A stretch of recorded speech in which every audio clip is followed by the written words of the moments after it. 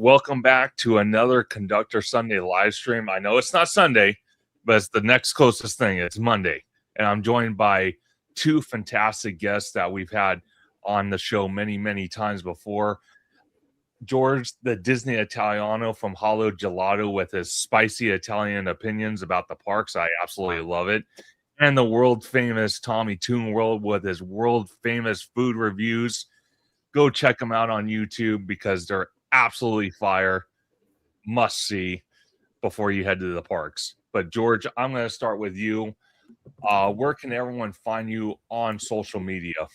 Absolutely. Well, you can find me on Hollow Gelato on YouTube, where Abby and I cover not just the theme parks, but just many different events, life in general, but we more so cover, Disney, Universal, Knott's Berry Farm, the Disney Cruise Line. And you could also find our adventures on Instagram under Hollow Gelato as well.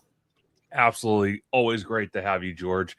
And my partner in crime when it comes to the theme parks, boots on the ground, Mr. Tommy Toon World. How you doing? And where can everyone find you on social media? Hey, how's it going, Conductor? I'm happy to be back. What's up, George? I'm excited to talk shop today. Man, I'm glad to be back on Conductor Livestream. I missed it. I'm excited to talk all this construction updates. Holidays are coming up too. Big plans next year. But yeah, man, you can find me on YouTube at TommyToon_World. That's where all my Vegas theme park food reviews are at. Also, Instagram, that more day-to-day, TommyToon_. And they can catch me on TikTok. I just hit 800. So I'm trying to get that to 1,000. Hopefully, maybe before the new year. But yeah, that's at TommyToon_World. So yeah, get me on there.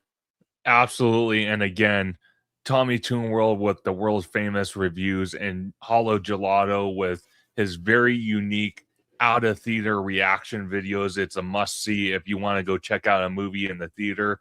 If the theaters aren't dead to most people, because most people just like to sit on their couch at home and stream the movie. But if you are a theater moviegoer, I definitely encourage you to go check out Hollow Gelato for those out of theater reviews, and Tommy Toon World for those food reviews. If you're going to the parks during the holidays to see what the world famous Tommy Toon World says about those foods before you try them yourself. But I want to thank everybody in the chat, especially our wonderful moderator, our newest moderator, Haunted Mermaid 13. Always great to have her in the chat. And shout out to her. She is a cast member at Disneyland, and got my hands go together for you because customer service is not easy. Me and George and Tommy, all three of us know what that's like. And believe me, it's no cakewalk. So hands go out to Haunted Mermaid 13. We got Remy D in the house. We got Giant Peter's Adventure. We got, let's see, who else can I find in here? We got David. Oh, man, it's going to be a great live, fellas. But one of the first things I want to talk about right off the bat, this is from Drew Smith. I want to bring this to your guys' attention because this is something, and George, I'm going to really get your opinion on this because you were at the Honda Center when this was announced at D23 in 2024. But just to recap, we're looking at current concept art, and I love your term of phrase, never get married to concept art. But this is the concept art that Disney put out for the new Avatar experience. And up to recently, they changed the name from experience to destination. So they still refuse to call it a land for whatever god-awful reason. But Drew said, Disney says the Avatar destination coming to Disney California Adventure is still in early development, and we'll share more details later. A closing date for Monsters Incorporated, My Consolidated Rescue, has not been announced. So I want to ask you straight off the bat, the problem I see here, and I talked about this with Orange Go 55 the other day, was that we heard rumblings of this from Bob Iger himself during a quarterly earnings call back in 2022. Then in 2024, you guys saw it at D23 at the Honda Center, which it was announced. Does it concern you at all, George, that the statements, and again, Drew put the statement out, but it's basically coming from Disney that they're still in early development. Does that worry you at all? What worried me actually was from the very beginning when Iger first made the announcement that Avatar was coming to the Disneyland Resort. That was what he first said, was the Disneyland Resort. We didn't know if it was coming to Disneyland or DCA. And then it leaked out through Imagineering, that it was DCA, but Disney didn't, accept or deny those accusations until D23, when Damaro was on stage and he confirmed, which the piece of concept art that we're looking now, that's what they shared with us. Well, one of them at D23, and he said it's going into Disney California Adventure, which we all kind of speculated it was going to be that anyway.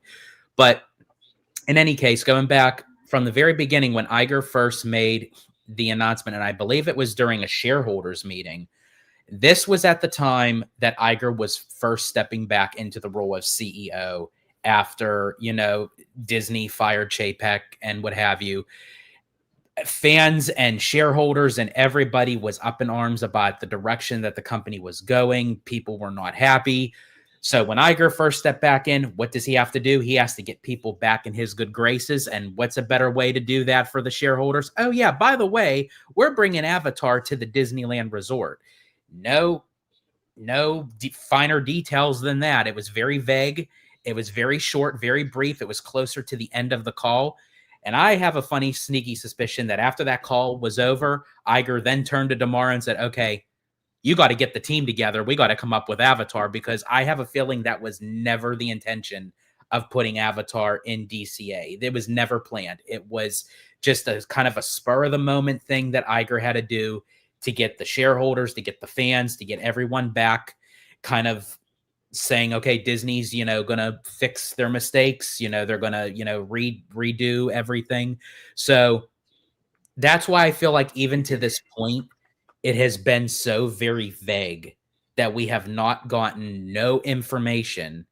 And the only information that seems to be coming out is it's going to come out at a later time. It's going to come out at a later date, because really the Imagineers still don't know what they want out of this land. No. And I think that's why the placement that's going into, for Hollywood studios, that's why we're still all scratching our heads like, how is this really going to work? Now, without giving anything away, I have seen Fire and Ash this past weekend. I definitely encourage people to go see it in theaters, see it in the high depth resolution, 4K, however you can see it, 3D. James Cameron obviously, did a phenomenal job, but there are moments in that movie closer to the end when you kind of get the full scope of what the storyline is. I can see somewhat of how they can fit Pandora into the human world. Okay. And there's one character in particular that is linked to that. But I'm not going to say who that character is. I want everyone to go and see the movie for themselves. Tell me what you think about it. And also, a small plug, check out, of course, our out-of-theater review on Hollow Gelato. But I feel like what we're looking at here, and a lot of the other pieces of concept art too, are showcased in Fire and Ash. I will say that. Yeah. Well, before I get to Tommy, it's something, and I also mentioned this on OG's channel. I said, well, the thing is, because Disney came out and they have a tendency of any projects they announce for the theme parks, they love to not over exaggerate, but they like to give too many details out before they have concrete facts, if that makes sense. So my whole thing is, because me and you, or all of us, are guilty of it. We could be talking on the live stream, or we're at the parks and we say something that we didn't mean to say because we're just caught up in conversation. That's where I agree with you that Bob Iger might have done that during that shareholders meeting. Like, he wasn't supposed to say that, but you know, when you're getting caught up in the excitement and the discussion and whatnot, it blurted out. So my whole thing is, and you and I, George, have talked about this so many times, is the concept art that we see, you know, kind of an outer look of the Sky Bridge coming over harbor into the Esplanade and the new entrance for that area to get into the Esplanade. And then to the very far left, you have what you like to call Pandora's ass, supposedly, but no detail on that. Do you honestly think now that Pandora might be meant for the Simba parking lot? Because we still have no detail. And like Drew said in this comment, it's pretty stern what he's saying. Still in early development, and I couldn't agree with you more. It's almost like they don't know where to put it, and they don't know how to incorporate it in the DCA. So they're kind of just like they're kind of, you know, stirring up conversation, but it's really going nowhere. I said it before many times, and I'll say it again. In my opinion, and as I said, even though that there could be some ties into, after seeing Fire and Ash, that it could somewhat make sense to put Avatar where it is, I'm still not 100% guaranteed that it's sign, seal, deliver, that Avatar is going to go in the placement that they originally said that they were going to. You know, and here's the thing, they still very well could. But the fact that it was announced in 2023 that they were even going to do this. 2024, they made the initial, you know, concept art and everything, you know, at the D23 Ultimate Fan event. 1 year into that, we are now moving into 2026. That supposedly they're supposed to start all this stuff, and nothing has even been mentioned. I still think there is a possibility, because again, Disney keeps on delaying it, that they're going to put Avatar in the Disneyland Resort. But I still think that they are still trying to figure out where, and there's still a possibility that it may go somewhere else, such as the Simba lot, because also Jack from DSNY, he was giving his list of rundowns of things to, you know, to look forward to in 2026. And he was kind of giving like timelines of when things were going to be done. And he mentioned Mike and Sully to the Rescue, the first half of 2026. Yeah. So that's still not giving us an actual closing date of Monsters Inc. But he's suggesting that it's going to be the first half. So it's going to be the first half of the year. That's fine, but I still wonder if they're going to close that ride down even for something else, even if it's going to be, you know, Avatar or not. No, absolutely a great point. Tommy, I want to ask you the same thing, and your situation's a little bit different, because when you come to visit the Disneyland Resort, you don't have a magic key like me and George do. You buy, you know, 3-day tickets or whatever works for you at the time when you come down and visit. And to see something like this that was first talked about in 2022, and now we're almost to 2026, does it concern you at all, this project? We're even seeing it with the Coco Dark attraction that was already supposed to start construction and hasn't even started construction yet, besides a bunch of, you know, spray paint all over the ground outside the resort. That's all we've seen so far of that. Does it concern you from your point of view that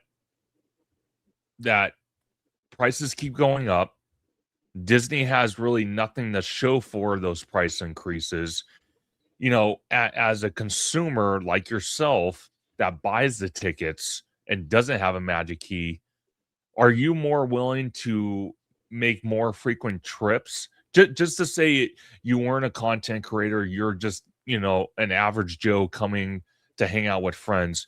Would it entice you less to come to the Disneyland Resort knowing that there's not new stuff to enjoy, and you're paying higher prices for it, or what do you think for it? Yeah, I mean, that's a great question. That's a lot to digest. So we know Disney likes to throw everything in one basket and show everyone before anything gets started.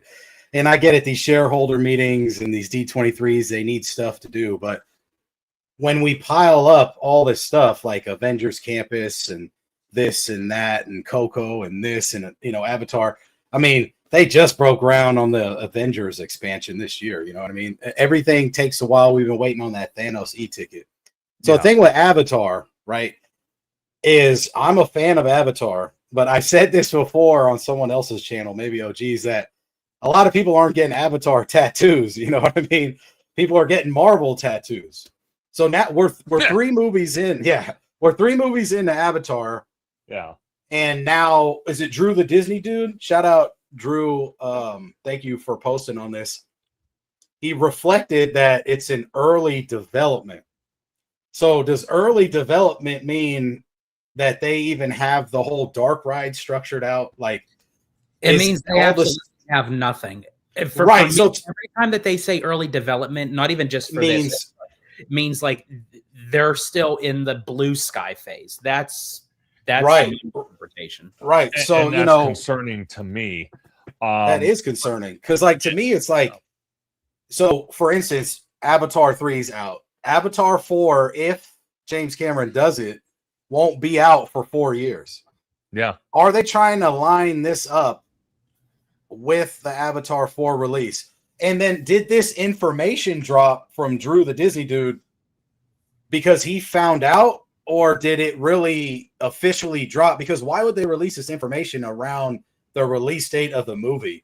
Because it basically tacks on some negative connotation to it, because everybody wants to go see this, but I don't see many content creators in Florida dropping Avatar reels or anything on Instagram, trying to promote this movie. I mean, is there anything going on at Walt Disney World, Animal Kingdom right now where, like, no, all there's the actors nothing are going there on?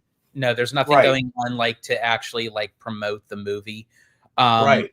Now, to answer your question about like, are they going to add 4 and 5 and what have you? Now, they said at D23 that they were going to incorporate all the Avatar movies. But even recently, James Cameron said that he wants to even do more projects outside of Avatar. And he said that if the studio doesn't greenlight for Avatar 4 and 5, he is okay with Fire and Ash. I mean, yeah, you cut out a little bit. Oh, sorry. That James Cameron's okay for Fire and Ash to be the final movie. And so interesting for sure. So I haven't seen it yet, but I've seen some of James Cameron's interviews, and he was very, very salty at one of the interviewers. They asked him all these questions, and then they're like, all right, moving on to 4. And he's like, well, do you ever ask? He said, do you ask a pregnant woman crowning when she's having her next kid? This is what he said. Yeah. Very, very detailed, kind of vulgar type of comment. He's getting fickle when people are asking him. And it's just too much. Even Zoe Saldana saying it's too much. Yeah, well, knowing how he is too, I think the more people that keep on asking, it's like, are you even enjoying my movies, or are you just waiting for one to drop so the next one can drop? So I think honestly, he could even decide to say, you know what? I'm just ending it with Fire and Ash. Like, we're done. Because Attractions Magazine even made an article saying after the movie dropped, this particular land is going to be based off of Way of Water and Fire and Ash. They didn't even mention anything about 4 and 5, even though that they said all the movies. And I think maybe that's why they used the term all the movies. Because if they would have specifically said at D23, this land is going to be based off of Way of Water, Fire and Ash, 4 and 5, then that would solidify James Cameron to make 4 and 5. They just said all the Avatar movies. So technically, all the Avatar movies could stop right at Fire and Ash. Well, see, let me ask you this before we get on to our next, our one of our videos. Is I heard somewhere online, again, I take everything I see online with a grain of salt, unless it's coming from Drew or, David from Fresh Baked, or a very high reliable source. I heard that Disneyland Paris, which is now getting a Venture World with Frozen, with eventually the Lion King. Supposedly, I heard they were supposed to get a Avatar land as well. And if that is the case, could that be based off 4 and 5? I have a source that actually told me as well. And they had mentioned that there is there's like expansion pads over by like in between where like Lion King and Frozen is, for the potential that Pandora can go there. The only way that they would consider doing Pandora is depending on how well Fire and Ash does. Yeah. So far, it really doesn't have any mention of 4 or 5. Well, I do have to say I saw a post today. I forgot who it was from, saying that Avatar Fire and Ash in the first 72 hours has made back 75% of their budget they spent for the movie. So when I'm hearing that within 72 hours, that tells me right there it's gonna do extremely well within the first week or 2 weeks.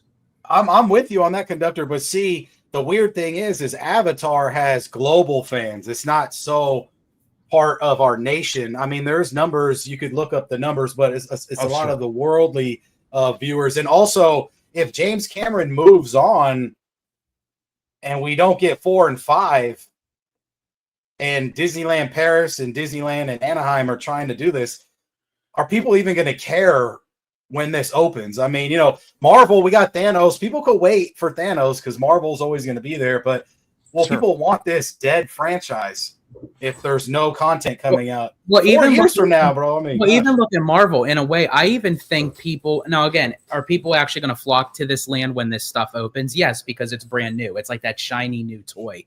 But as far as like the IP goes, I don't even really know how people really are excited about this e-ticket attraction. I mean, because literally we've been waiting for over 6 years for just this one attraction.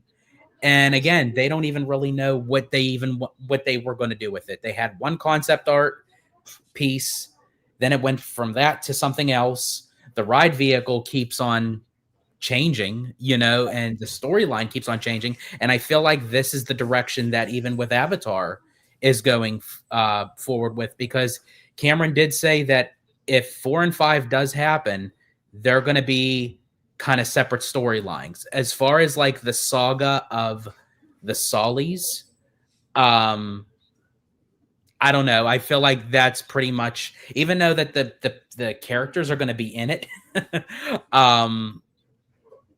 that the storyline is going to be completely different than from where it ended with Fire and Ash. Oh, by far. So the last question I want to ask you, George, because again, you and OG were at the Honda Center when this was announced. And tomorrow at one point said all these projects are in current development. Dirt's moving, and they should be open in the next 5 years. Do you laugh at that, or is that more of an insult? I laugh at it because it's an insult. Okay, I figured in a way because it's kind of playing with us of saying like dirt is already being moved. Everything. I can seriously say now I can agree with him on a lot of other projects. Sure. Like obviously with Walt Disney World, I mean, they're moving rapidly with Encanto, with the Rivers of America area. I mean, they're moving, like Monsters Inc. at Hollywood Studios. But when it comes to a lot of the stuff for Disneyland, unfortunately, I can't say the same because, I mean, again, look how long it took for us to even start seeing construction on Avengers Campus. They still don't know what Avatar is going to be. I'm sorry. I could be wrong, but I'm very strong at what I stood by, like how many times that I've said before. They still don't know what they're going to do with this thing. This piece of concept art right here, this may not even be what it's going to look like in the end. Well, go ahead. My bad. No, go. Okay, go thanks. Let me just get this out real quick. So like the thing with Disneyland and the Disneyland Resort is they do get stuff done in my eyes if it's not complete construction or demolition. So obviously, was it Tortilla Joe's or whatever? That sat up forever. I may be butchering the name. That's, whatever. But then, they restructured the ESPN building and Lululemon's open now. And then, when they did the Avengers and D-Lander store and Wonderful World of Sweets, all downtown Disney, they locked those in, but those things were already there. It's just like they refurbed it, right? Or they just rethemed it. Yeah. So it's hard for Disney to get like vertical. It seems like it is. Well, at least out here in Anaheim, like George says, and we're gonna watch one of the videos from Capture the Magic where he covers the updates at Walt Disney World and the projects. And I even said this again, and I referenced this video I did with OG the other night, was the fact that you have Walt Disney World, their projects are moving so fast with Cars Land, Villains Land. You got the whole project in Animal Kingdom with Encanto. You have in Hollywood Studios, we have the Imagination Courtyard that's getting built. The new Monsters Inc. roller coaster, suspended roller coaster that's being built. It seems like a lot of that stuff on the East Coast is moving so much faster, and obviously all three of us are going to see it in March when we go out there. And my concerning factor is that, I think from what I understand, basically they're trying to get the Disneyland Resort to be a tourist destination. But my only problem with that, and here's where my issue comes in. How can you call the Disneyland Resort a tourist destination or even begin to start making it a tourist destination when the company, a multi-billion-dollar company, cannot even agree on what the closing date is for one attraction to make way for this Avatar now destination, which AKA it's a land. They just refuse to say that. We can't even decide when one attraction's opening, or I mean closing. We can't even announce a date. Then this happens.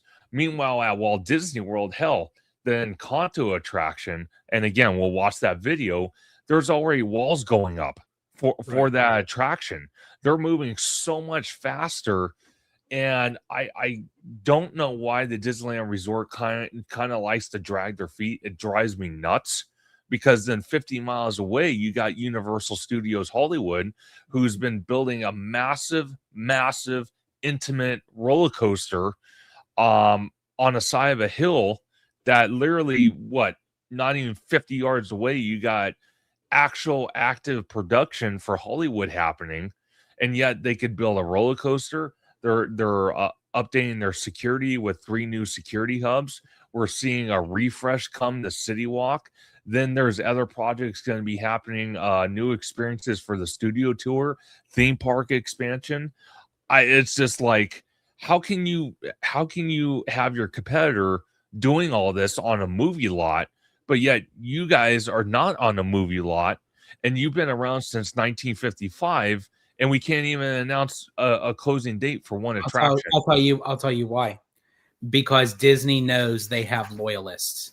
Yes. No matter what, we're still going to go.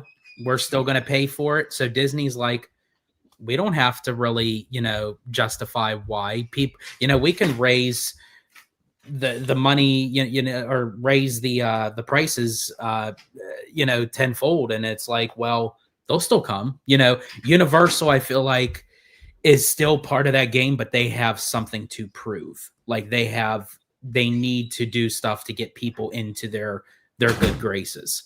Now, the thing I will give Universal is they can make an announcement on something, but they could be very vague. And I'm okay with that, because even though that they're very vague on the description, they still do the construction like in a blink of an eye. They'll start it, and they'll say, okay, now we'll make the announcement of what it is while we're building it. Actually, No, that's funny you said 100%. that, George, because like to me, it's like that UK Universal Park will be here before Villains Land. I know it won't be, but I mean, gosh, I feel like I'll be traveling to the UK for Universal before we even get anything cracking. I mean, it's just hard to figure out because we trust Universal because we know they follow their timeline. Yeah. Right. I'd probably be collecting my Social Security check before Villains Land. Oh my gosh. Not to go off subject, but at work today, because we had inventory. Okay.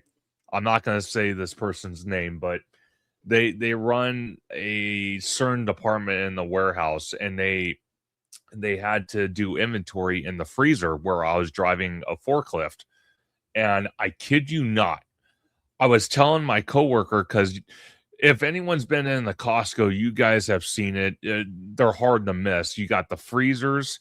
Usually it's 2 freezers and a cooler, okay, right next to each other. So we were doing inventory, and I talked to my fellow driver who was driving the cooler, and I said, when in the hell is this person that runs this department going to finish counting? Because it literally, I told him, I'm like, I'm starting to see gray hair show up on my head. It's taking this long for them to count. It's ridiculous. So believe me, I get that comment. I 100% before you move on, Conductor, can you just do me a favor? Can you bring up OG's comment about with DCA? Yes. Let me see. This one? Nope. Disney doesn't take DCA seriously. Oh, got it. Go ahead. Yeah, so with this, I actually really, honestly, it is really true, I have to say. Because I feel like with the 2 parks, you know, that make up for the Disneyland Resort, it's Disney has this thing where with Disneyland Park, it's like it's the crown jewel, which it is. It's OG park, you know, it's like Walt, you know, stepped foot on those grounds. He had everything to do with it. You know, he lived there, you know, so it's always going to have that special kind of, you know, impact, you know, with us theme park goers. But at the same time, okay, so like how the interviewer, like when James Cameron said about like having a baby. Okay, so you're going to have two children.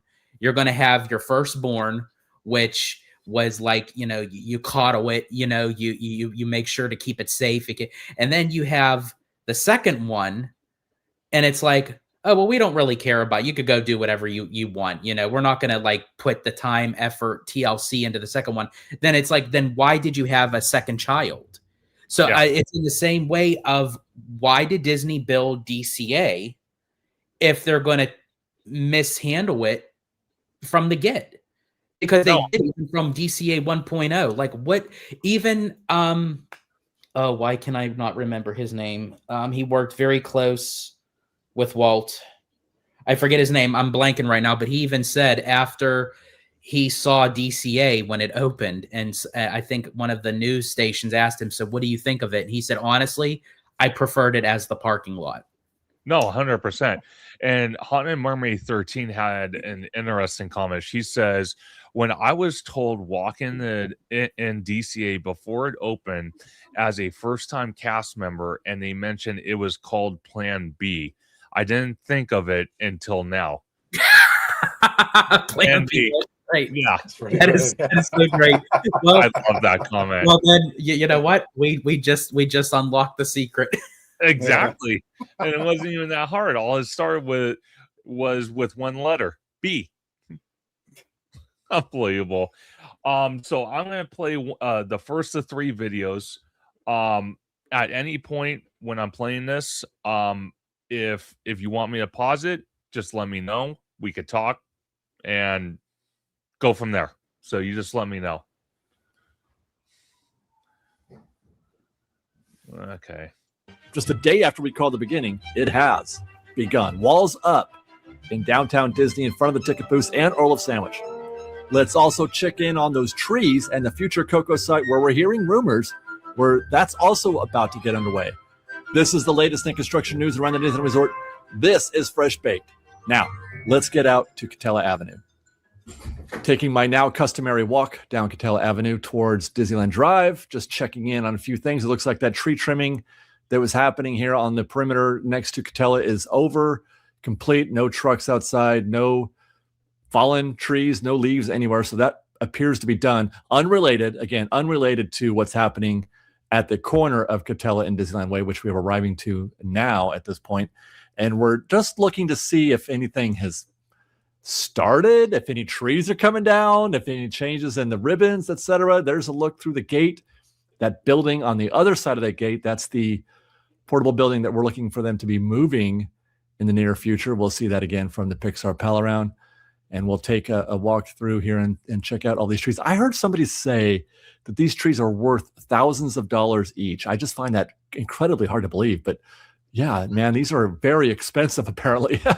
And all of them are going to be removed. That's our best guess. All of these trees are going to be removed, and all of that landscape and everything to bring out, to expand the backstage area in order for them to grow that backstage area for Coco. We're lining up that paint there on the sidewalk with where the majority of the ribbons are. So I think that's confirming again my feeling that the ribbons indicate what kind of utility is near these trees. If these trees, when they get removed, are they near any kind of utility? That's electrical right there.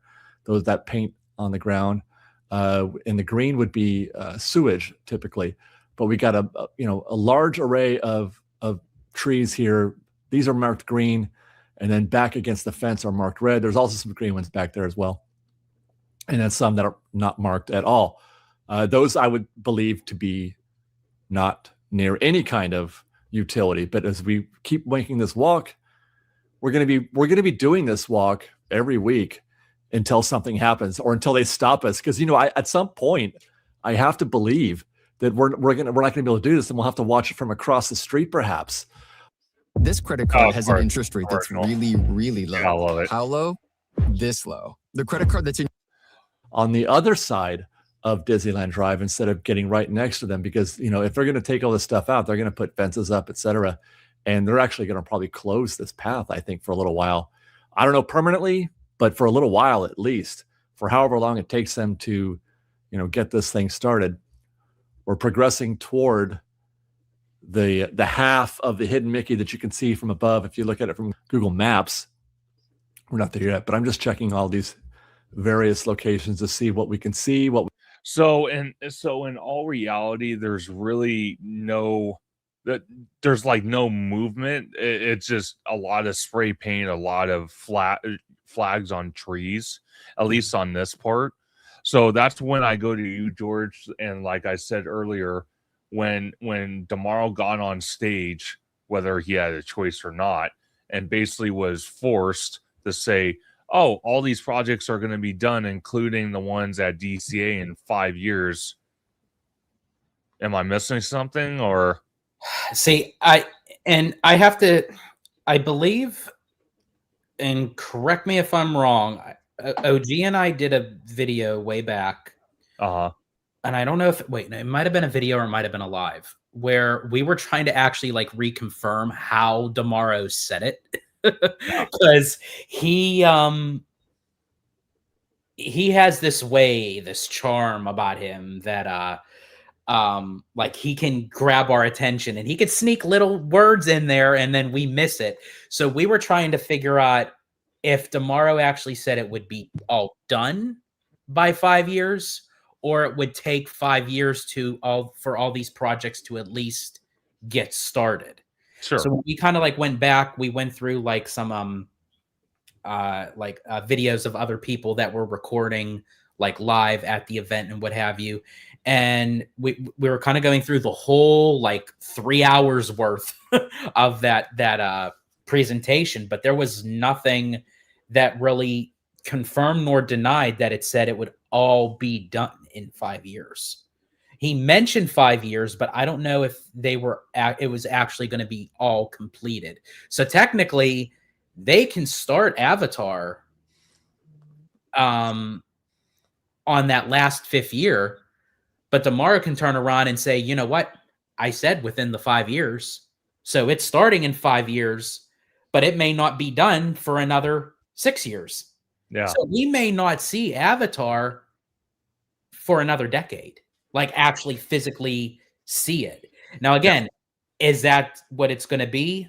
I mean, if you really look at the progress and the timelines when they first did Avatar down in Animal Kingdom. Now, mind you, this is a full-fledged land. Now they're saying this is an experience or now a destination. So they made the announcement in 2011. They broke ground in, I'm trying to think if it was like 2013-ish. And 4 years later, it opened in May of 2017. So I don't know. So between 4, 5, 6. So that was a span of 6 years. Sure. From announcement to actually completion. I believe they started the construction 2 years or maybe a year and a half after the announcement. They made the announcement in 2023. We're now moving into 2026. It is now almost going into 3 years since they announced, and there has still not even been any piece of broken ground. It can't, because if they're going to stick it in Hollywoodland, there's nothing closed. We still don't even know a definitive time of when Monsters Inc. is going to close. So again, we have all these questions, no answers. Disney's not responding to anything. And this is why with all the Avatar stuff, I'm not holding my breath on it. I'm not saying that it's not going to come, but as far as the timeline that they originally given us, I can't see it happening unless, and this is where Disney has us, it's not going to be a full-fledged land. And if that's the case, that's really going to worry me, because if they're just going to shoehorn it into this backlot area, then it really is just going to be an experience. And absolutely my point. And when you see what happened in Animal Kingdom when they first announced it, people are all like, we don't want this here. Mythical creatures don't mix in with actual animals that Animal Kingdom's known for, and is based around. Well, of course it doesn't. And see, it still ended up in divorce for me. Exactly. That's what I mean. But in all reality, it's just people were hating on it so much, and then once it opened, people loved it. Now we're back. History repeats itself. People are saying we don't want it in DCA, but if they make it a huge land, then people will love it. If they shoehorn it like you're talking about, then it's going to get even more hate, and it's going to be horrible. So in all reality, the Animal Kingdom version land took about 6 years by the time they broke ground to the time they opened it. So I'm thinking to myself, I'm like, well, if you look at the Simba parking lot, which is already zoned for theme park space, thanks to Disneyland Forward being approved, 6 years from now, we're going to see projects starting to be built over there. Why not get a head start and start building Avatar over there? And you don't have to rip down buildings. All you have to do is rip up asphalt and start running conduit, and then you're golden. And by the time the 6 year mark happens, you're going to have another Skyway bridge from this ugly, backstage gate here going over Disneyland Drive to the Simba parking lot where Avatar is going to be at. Can I ask you both a question? Tell me what you think. If they did the e-ticket for Avatar, this immersive boat ride, that's supposed to kind of have the same kind of, ride style as the Shanghai Pirates, if it's like really done well, would it bother you guys if it was just an Avatar experience or destination or mini land, or that wouldn't matter? Like, no matter how good the e-ticket attraction is, it was like an in-service to tell us that, Avatar's coming, but it's not a full-fledged land. I could take a whole ride and not even worry about the land. My thing is if you're going to keep changing it. So first it was an experience, or first it was like a land, then experience, now it's a destination. What else have they coined a destination? Is this the first?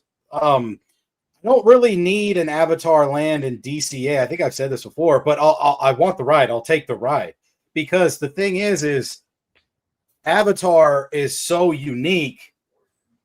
It's like almost perfect for DCA, because it's, for me, DCA's a bunch of little things because it never was once its own identity. I mean, I do like how you guys or OG said before, it could be Disney Cinematic Adventure, you know, or whatever eventually. For me, though, it's weird. It's people love to bag on Avatar.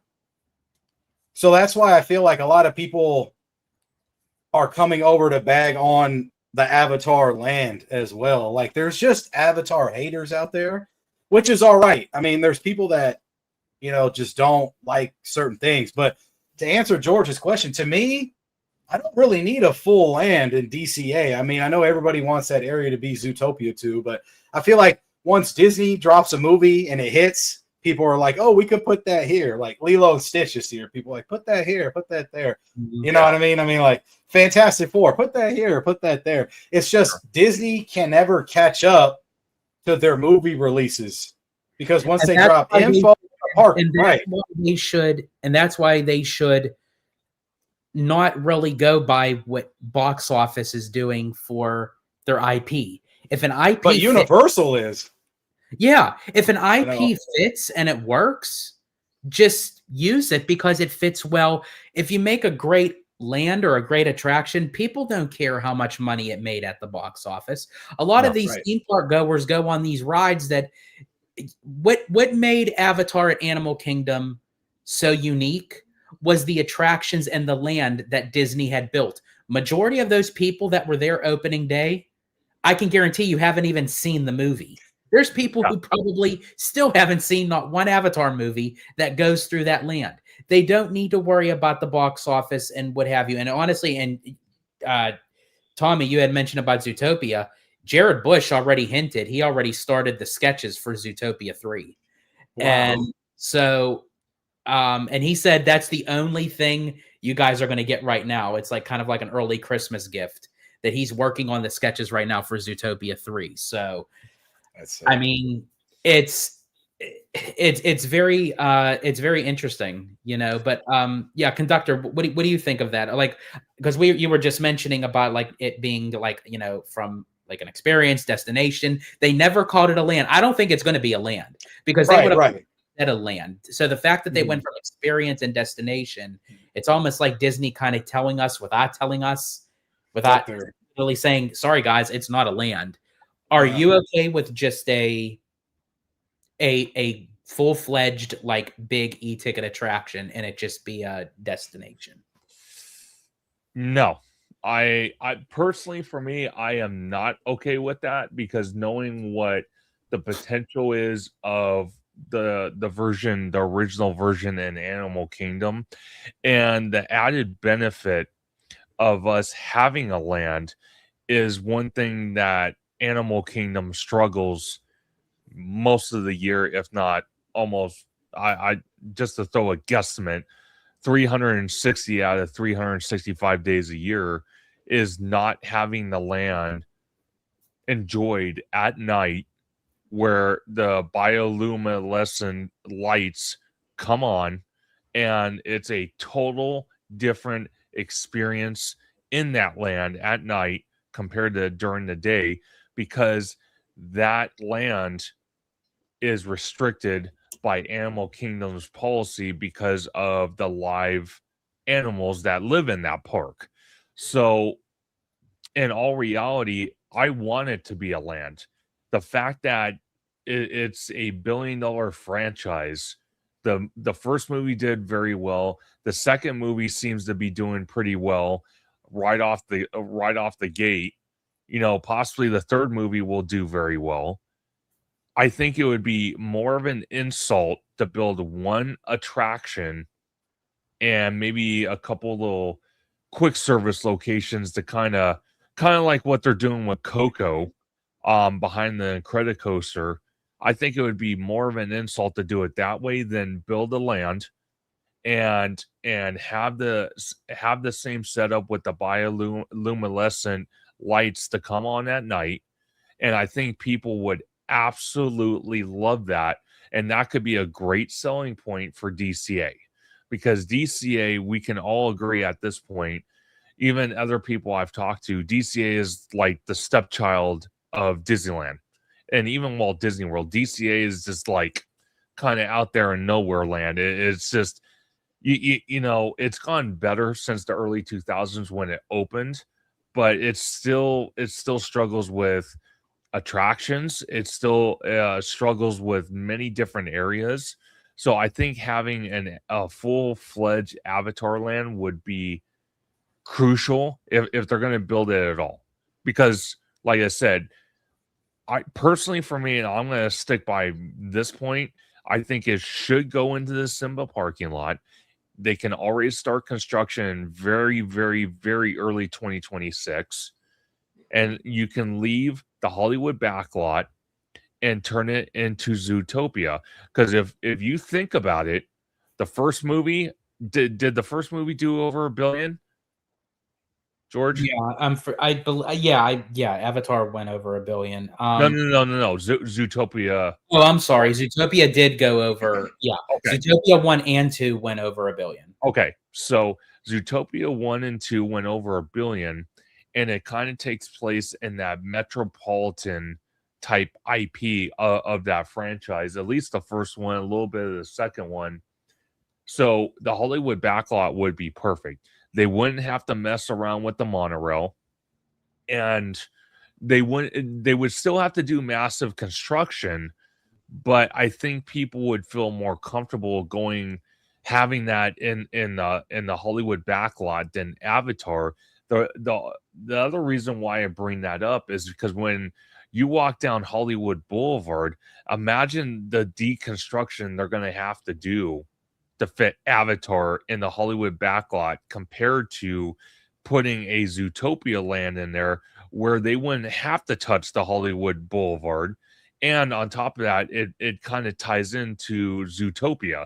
So why in the hell would you put Avatar based off mythical creatures and destroy half of Hollywood Boulevard, which Hollywood Boulevard kind of actually, you know, it's a parade route for DCA.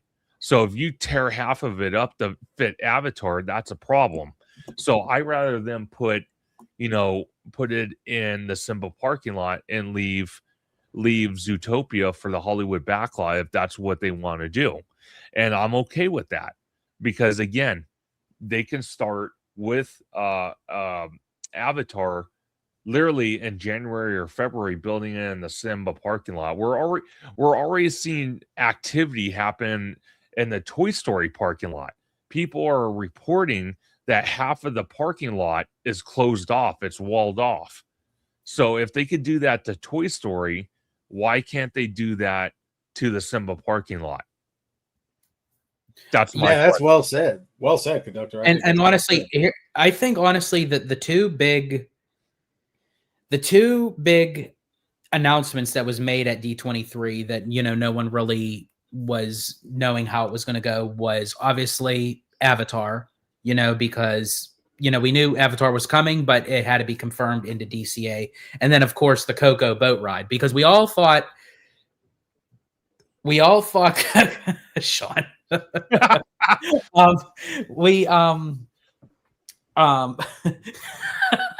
now I'm just all flustered. That Coco was going to come to the Magic Kingdom for the What's Beyond Big Thunder, you know. Yeah. But what was interesting was that Coco was coming into DCA as a boat ride. Now, I was hearing, you know, and this came from Drew the Disney Dude, that I believe that he heard from that Park Place. I think they had mentioned it, that with the Coco ride, and honestly, even from some people that I were talking to, that the building's not going to be really huge because it's going to be kind of squeezed into the back of the Incredicoaster. So what they're saying is, with the technology, is it's going to be like a rotation kind of thing with where you're in a boat. Yeah. And the scenes are going to move rather than you moving. So like it's almost like the carousel of progress, so to speak, on water, where the scenes will just keep on like rotating. No, by far. No, So, but that'd be actually that's pretty interesting. I mean, yeah, I would like to see that. Yeah, as long as they keep the tech and everything like high quality, you know. But again, it's still all these questions that we need answers to. No, well, George, real quick, I have a quick question for both you guys. It's literally just a quick action one. So, should we have known better that Avatar was still in its early stages for DCA when Disney dropped their 2026 calendar and Oogie Boogie is still going on at DCA? I mean, like, is that a good calculator for it? Like, come next year around this time, and they drop their 2027 calendar. If Oogie Boogie's still there, can we consider that they won't break ground yet, or it does that matter at all? I don't think really it would, because if they're still going to be working on Coco, that would still hinder Oogie Boogie.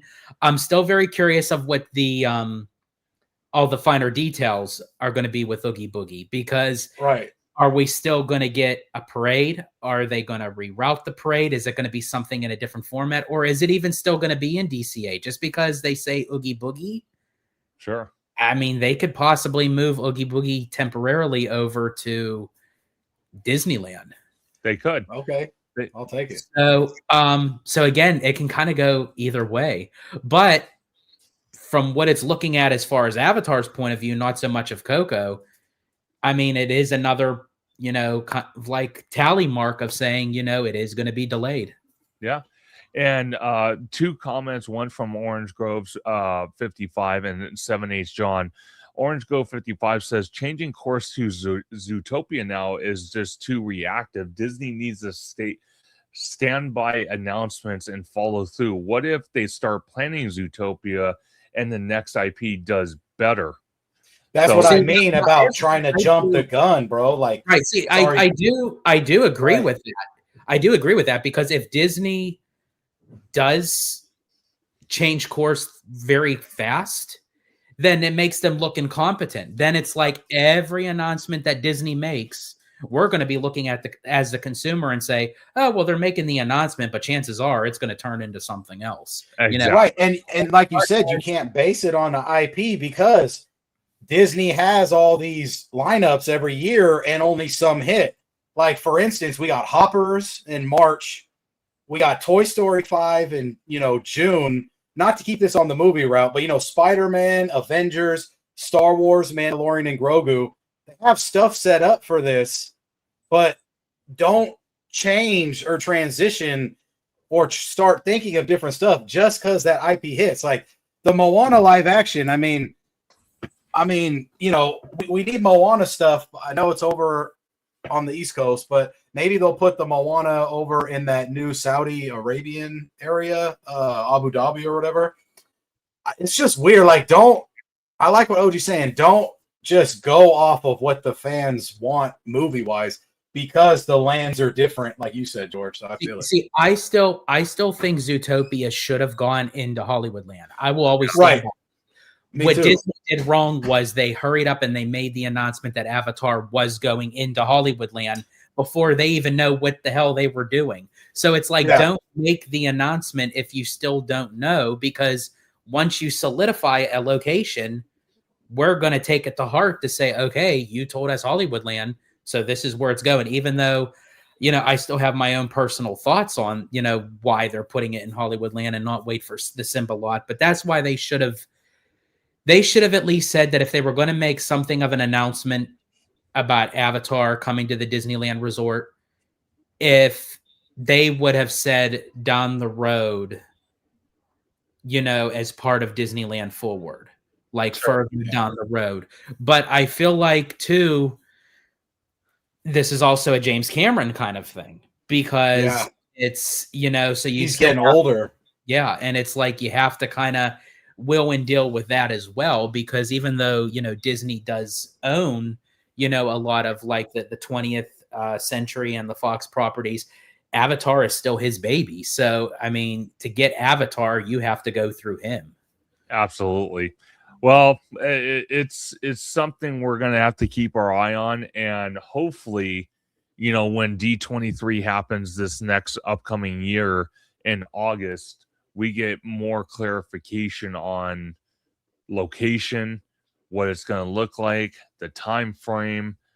And I would ask Disney not to sit there and do what they do best and announce, you know, a budget for this, because I rather not know that until after the land's open. So we'll just have to wait and see. But I'm going to play a little bit more of this video and then go to Jared's videos from Walt Disney World and Universal Orlando. Again, gentlemen, at any point, if you want me to stop, just let me know and I will pause it and we'll discuss. We're going to have to see it from across that street. Let's get into the second biggest story. Actually, I'm sorry, this is the biggest story of the week. We're in downtown Disney, looking at the former Earl of Sandwich, former La Brea Bakery, now future Portos. That building is going to be destroyed. They have last week, you recall, I said, looky here. When they take those stanchions down in front of these ticket booths, then you know they're about ready to get started. We said that months ago. When they take, as long as those stanchions are up, nothing's going to happen. When the stanchions come down, something's going to happen. And no sooner did we said that on, or we filmed it on Friday, published the video on Monday. Oh, of course. Yeah, shout out Dave from Fresh Bake, bro. Absolutely. Yeah. 2 days, that Monday, actually, the Monday that we published, I was there for State of Disneyland, and I found walls up, and they were beginning to close off this area. So it took just a couple days for them to get started. Now those walls have extended all the way to Earl of Sandwich. It's from Earl of Sandwich to the ticket booths.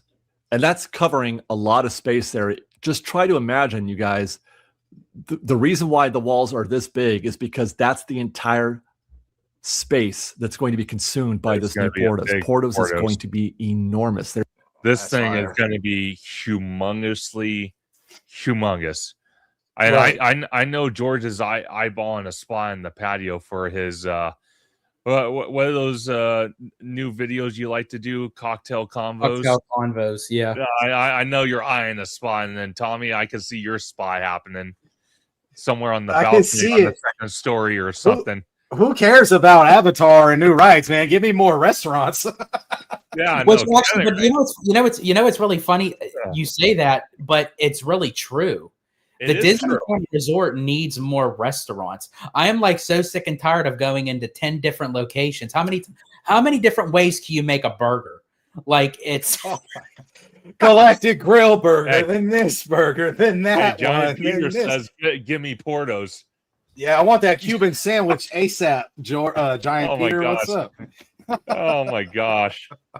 Oh, Hey, what's up? Yeah, that's how There we you do go. it in the cut. oh, absolutely. No, this is gonna be a massive Portos. I mean, humongous. And I mentioned it to OG, and I want to get your guys' take real quick before we jump to another section of this video showing other parts of downtown Disney. Do you guys agree? Because we have one in Burbank, we have one in Anaheim, and we have one in Corona. So this is going to be the fourth location. Do you think Portos and Disney will collab together to have a menu that's only exclusive, like a good chunk of it, only exclusive at this location, where it entices people that maybe live in Burbank, maybe live in Anaheim or Corona? I think they said to visit? I think they said it was going to be specifically like Disney-fied items too, like on the menu. Yeah, Gotcha. I can see what George said. I can see there's probably going to be exclusives just Absolutely. for Disney. Like right now, Krispy Kreme and Times Square, New York, has a donut that's like $13 or $19 that's shaped like an apple, like the Big Apple. Only could get it at that Krispy Kreme in New York in Times Square. So like I feel like Disney will do something exclusive for the Portos, because Portos is going to be like the Starbucks, bro. Like it's just going to be flooded, just nonstop. Oh, by far.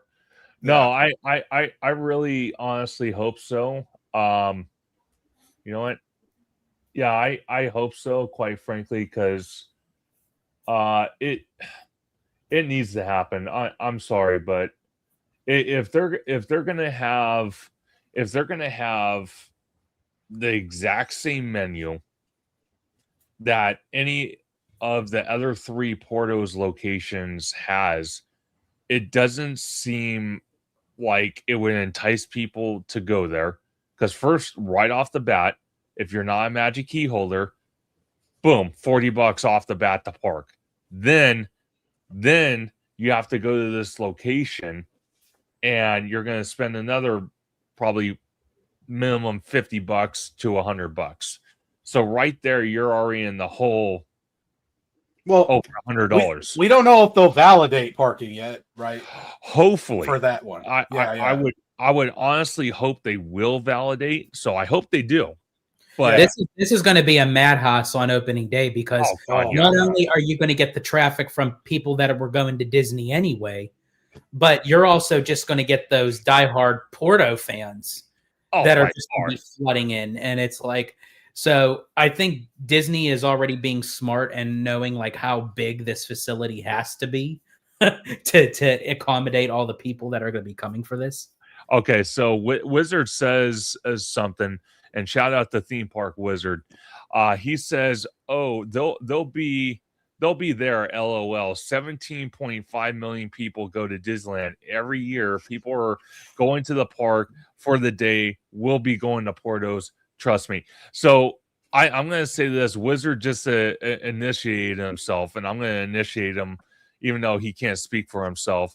Me, George, him, and Tommy, if you're available, we're going to be sitting at the security gates at 4 a.m. and dashing the Portos on grand opening. We're doing it. Man. Shout out Wizard, man. Miss you too, bro. Man, I won't even be at Fast and the Furious grand opening at Universal, man. I'd rather go to the Portos, bro. Honestly, I want honestly for the amount of people that's going to be there, that's probably going to be like my moment to like crowd surf, and like people could just lift me up and like you get a roll and you get a roll and you get a roll. Yeah, exactly. That's what I said. Oh my gosh. Wizard's trying to fight me on it. He's not going to fight me. He's coming. I'll find you something you'll like on the menu, bro. Yeah. We will buy you some, Wizard, so you better drink energy drinks. You're coming down here. No questions asked. It's happening. Downtown Disney next. That's the backside of Earl of Sandwich. We have, now that we're making this walk down Disneyland Drive, we're able to see different angles that I didn't go and get previously. So this is the backside of Earl's, and there was a lot of whooping and hollering going on back there. There was a lot of activity, and this was quite early. This was 9 a.m. So they were really busy at work here, working on the upper portions of that building. And it needs to get moving quickly because I feel like they want to have this thing open sooner rather than later. That's for sure. There's once we pass through security, there's that side that we often get from Earl of Sandwich. Nothing happening here other than the sound.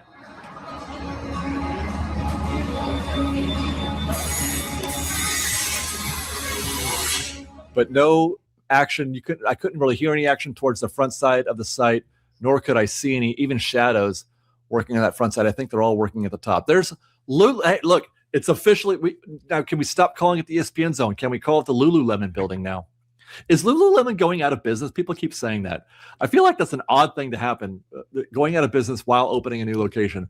So the signage is up. We got images of this from the street team last week regarding this.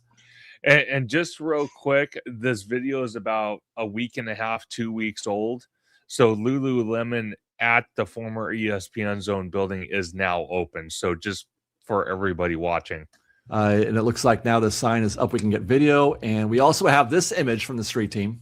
That's lights on inside the building. So yeah, you can see that the flooring is finished. The flooring is complete. They've got some of the, infrastructure. They're installing the shelving and all the table elements where they're going to put, displays and things like that. So they do appear to be pretty close. I think we're probably just a couple weeks away. Maybe it's going to take about that long just to finish installing all the all the cabinetry and shelvings and all that stuff, get the merchandise in there, and then train staff, do a soft opening, making a lot of progress. Finally, it looks like the shield and green flame from the Maleficent Dragon have been restored. We were talking about how this was missing last week. The green flame was, and I think his shield was as well. That is back, so they're nearing finish, and you can see some crew there wrapping up that work on the scenery behind that space. I bet 99% of people paid more. Right now, Autofil M6 gaming chairs are up to 35% off. If it's still in your cart, don't wait. Once it's gone. No action. Wait, what was that? Well, no, he said you definitely pay more, and I'm like, well, yeah, of course we do. We all go to Disney, so of course we pay more. Well, that's after we take a bank loan. Yeah, remember that one. And then does it kind of irritate you that they tore down Tortilla Joe's and they've done nothing with it?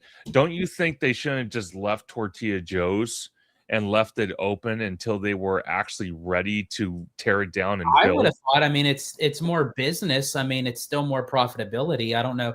Again, unless Disney does like these fast knee-jerk decisions thinking that they have it all together, and then they realize, oh crap, we don't. And it's like, well, it's too late. It's already taken down. So I think that's like for Tortilla Joe's. I think that's what happened there. No, I love Tortilla Joe's. Dude, I did a video there like the last month it was up. And let me tell you, it was packed. Like it was like, I had to wait. Yeah, I had to wait 15 minutes extra on top for my reservation. I was like, how is this place leaving? But they opened up all Chef Carlos Gatan's Mexican restaurants. So I see where they were trying to work. They were trying to shift to him. But, I am excited for that. I had to look up the name. Sorry, I butchered it. I don't live down there yet, everybody. So the Arthur and Son Steakhouse, that's going to replace that. Dude, they're saying early 26. I don't see it. Yeah. I don't know. But I'm going to eat there for sure. No, 100%. I'm definitely going to eat there. And I had a comment earlier. This is again from Theme Park Wizard, and I call him the GOAT of permit when it comes to theme parks because he's on top of it. He said there's a permitting issue for that new restaurant. I'm assuming he's meaning both restaurants because also a barbecue joint is going in that location as well. But it kind of seems very interesting to me that Porto's also ran into the same problem with the permitting issue, and even the third iteration of Earl's Sandwich and this new Gordon Ramsay restaurant that's going to be sharing the same building is also going through permitting issues. Well, Wizard's saying so this one isn't Disney's fault, just Anaheim taking a while. Okay. No, well, I understand that. So again, it's out of Disney's. So was it still Disney's decision to take down Tortilla Joe's? Yes. Before Anaheim made that decision. Yes. See, that's where, if that's the case, still, I think Disney should wait until they know exactly like when they can get the green light from something. Yeah. Right. To still make profitability on something. Well, absolutely. And again, permits, and I'm not a construction guy by any means necessary, but they could get a mass amount of the permits approved, like you said, George, before they tear down something like Tortilla Joe's and keep them making money, even if it's not what they want to make, but it's still revenue coming in until those permits are approved. Then close it, tear it down, and start building. But like I said, I think they wanted to shift to Tiendita and Paseo and Centrico. Sure. I feel like that was their Mexican food shift. Like they needed to do that, and maybe that was part of the Tortilla Joe thing. Like maybe Demolition didn't come late. I'm guessing. I mean, who knows, right? Yeah, no. And Peter Venture says he didn't really care for Tortilla Joe's.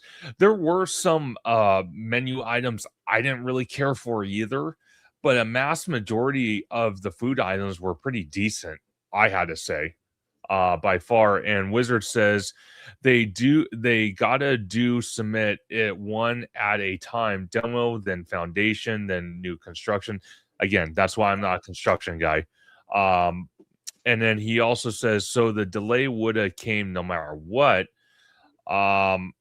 Something in the permit they submitted, they messed up.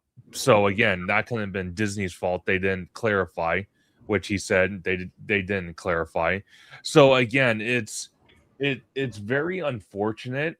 Again, I think I'm biased in a way because when I look at Universal in Hollywood, or I look at Universal as a company, or I even look at Walt Disney World, and they file permits, it's like spot on, snap of the finger, like Thanos, and it freaking, moves heaven and earth to get it done. So it's like out here, it's like you're watching like snails trying to go across the road, and it takes literally forever for them to cross the road. That's what I feel like is going on here at the Disneyland Resort in Anaheim. I'm just shout out Chris West. My fault, interrupt. Ooh, I got that Knott's Merry Farm. I like that season pass holder ornament. I know. I joined too late, so I missed the reservation or whatever. That's so cool. I just thought of you, Conductor, because you're the train man. You know what I mean? So like, oh yeah, conducting the Knott's train. Oh, that would have been perfect. No, that thing's awesome. Sick. I love that thing. They even like have the Knott's like roller coasters on it. It's pretty sick. Oh man, that's kind of cool. Yeah, look at that lineup. Fuck, I'm not balding that much anymore, huh? No. Wizard. Exactly. Wizard says, to be honest, at Universal Studios Hollywood, Fast and Furious was delayed 6 months because of rain and foundation. Well, okay. To be fair to Wizard's point, okay, building anything that ginormous on the side of a hill, you're going to have problems. And then Mother Nature, you can't fight Mother Nature. So I'm not going to sit there and dignify that with an argument. You can't. There's going to be issues no matter what. But when you tear down a restaurant and then let it sit vacant, and then you file permits and then you misword it, and we all know when anyone that lives in Southern California, when you file a permit with the city to do any type of construction or updates to your home, the city literally takes forever. And I mean forever to get back to you, or the county, or whoever it is. So they don't have a rapid response department. It's like snail pace with them. So when you're Disney and you misword something, oh my God, that just delays it even more. So I don't know. I don't know. But again, hopefully in early 2026 we can see rapid construction, because God knows I want to try that steakhouse with Tommy. Because I tell you what, me and him did the Great Maple at Pixar Place, and I'm telling you right now, that was one of the best experiences I've had at a restaurant at a Disney hotel ever. Now, dude, 5 months later, bro, I'm gonna drop that video soon, man. I'm waiting. I haven't edited it yet, man. That's like 5 months ago.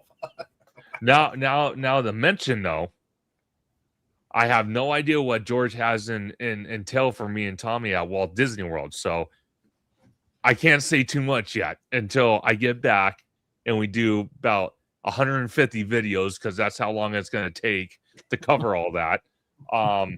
But I can't wait for that. But without further ado, gentlemen, again, same rules apply. I'm going to play the video at any point. If you want me to stop, let me know. Let's do it. What's up, everybody? It's Jared with Capture the Magic, and welcome to the latest Walt Disney World construction update. And if you're perhaps unaware, there is going to be a lot of construction going on at Walt Disney World for the foreseeable future, with the development of new lands like the Monsters, Inc. land and the revamped animation experience coming to Hollywood Studios, the Tropical Americas featuring Encanto and Indiana Jones in the Animal Kingdom, and Piston Peak National Park featuring Cars in Frontierland at the Magic Kingdom. And it's been about a month since we've checked in on the progress here at Disney World, so we're going to go see how much progress has been made since the last update. And first, we will head over to Hollywood Studios to check out the progress in this park. We can see here in the animation courtyard of Disney's Hollywood Studios, we can see the current progress of the construction in this area. And I think many people thought the walkways would stay and that the former Star Wars launch bay building would be getting the biggest updates and the most attention. But we can see here that the entire area is getting a facelift as well as the walkways. We can also see in a couple of these views where the former Hollywood Studios archway was just a month or so ago. That is now gone and going to change the way this whole area looks once it is completed. And currently, there's really not much else to note in this area. So we're going to jump over to the other end of Hollywood Studios, where we can see there has been some pretty good progress over here at the future home of the Monsters Inc. land. And here we can see the floor for the Gravity building for the Doors-themed roller coaster that will be coming to this land. Now, this area does look odd considering the construction is taking place in the parking lot here, but this area will be connected to the in-park area as construction goes on. And here we can see the foundation work that is happening as an auger drills holes, which are then filled with concrete that are working on the foundations for this ride. And here we can see more concrete will be poured for the foundation for the ride here that will likely be completed by the next construction update. And here are some good overviews of the entire work area that is taking place for the Doors coaster at this time.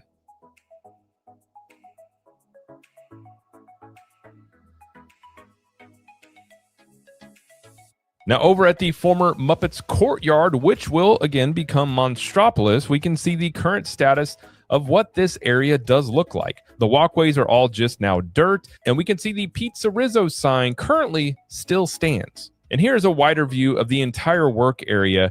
And at the bottom of the picture, this is where guests will be able to get to the Doors coaster that is currently being built in the parking lot here at Hollywood Studios. And again, will be connected to the entire land later. And at the former Muppet Vision 3D Theater, we can see that all the signage has been removed from the building, and we can see some weathering and stains that remain in its place. And this will be repurposed for a new theater show that will be coming to the Monsters Inc. land here. And jumping over to Toy Story Land in Galaxy's Edge, we can see the new Toy Story popcorn and snack stand looks to be just about complete and probably will open very soon. And also near the popcorn stand in Toy Story Land, we can see there is new construction going on in Galaxy's Edge for what looks to be a seating area, and it also could be a place for stroller parking as well. Well, that's really all there is to check out in Hollywood Studios. Let's jump over to Animal Kingdom and check out the progress that is going on for the Tropical Americas land that is being built here. And in this view of the Encanto area, we can see that there is quite a bit of activity going on here, as well as a large crane has shown up on the site as well. And here we can see the current progress on what will be the Encanto ride building. Still lots of foundational work going on, but there is more concrete that has been poured since our last update, and there is some vertical construction that has happened since our last update as well. And we can also see in this view where... Sure. All right, so when we go, there's going to be a lot going on. There is. So Encanto looks pretty epic. I mean, what they've showed us, you know, like the concept art. Are you guys going to go back out there when that opens? George, I'm gonna let you take it away on that one. Go ahead. Yeah, Conductor and I were actually talking about that with the extensive amount of stuff that's going to be opening different times at Walt Disney World. So, we are definitely very highly considering, not even just for Tropical Americas, but for Monsters Inc., for Cars, for Villains. We're already like in the beginning process phase of talking about getting Walt Disney World annual passes because of it. Right. Yeah. So we will definitely be going out there and possibly around our cruise time too. I'm trying to kind of get it to where our cruise can kind of land where Tropical Americas will open, so we can kind of kill two birds with one stone with that. That's crazy. Disney cruise too. Damn. Yeah, it's gonna be nuts because it'll be also my first Disney cruise. I've never been on a Disney cruise. I've been on cruises, just not a Disney one. So that's going to be highly interesting because I I watched the video last night on the cruise that George wants to go on, the Disney Treasure. And I started seeing all these different areas of the cruise ship. I'm like, oh God, George is going to get in trouble in here and here and here and there. I'm like, oh Lord. So it's going to be nuts. Oh my gosh. It's going to be crazy.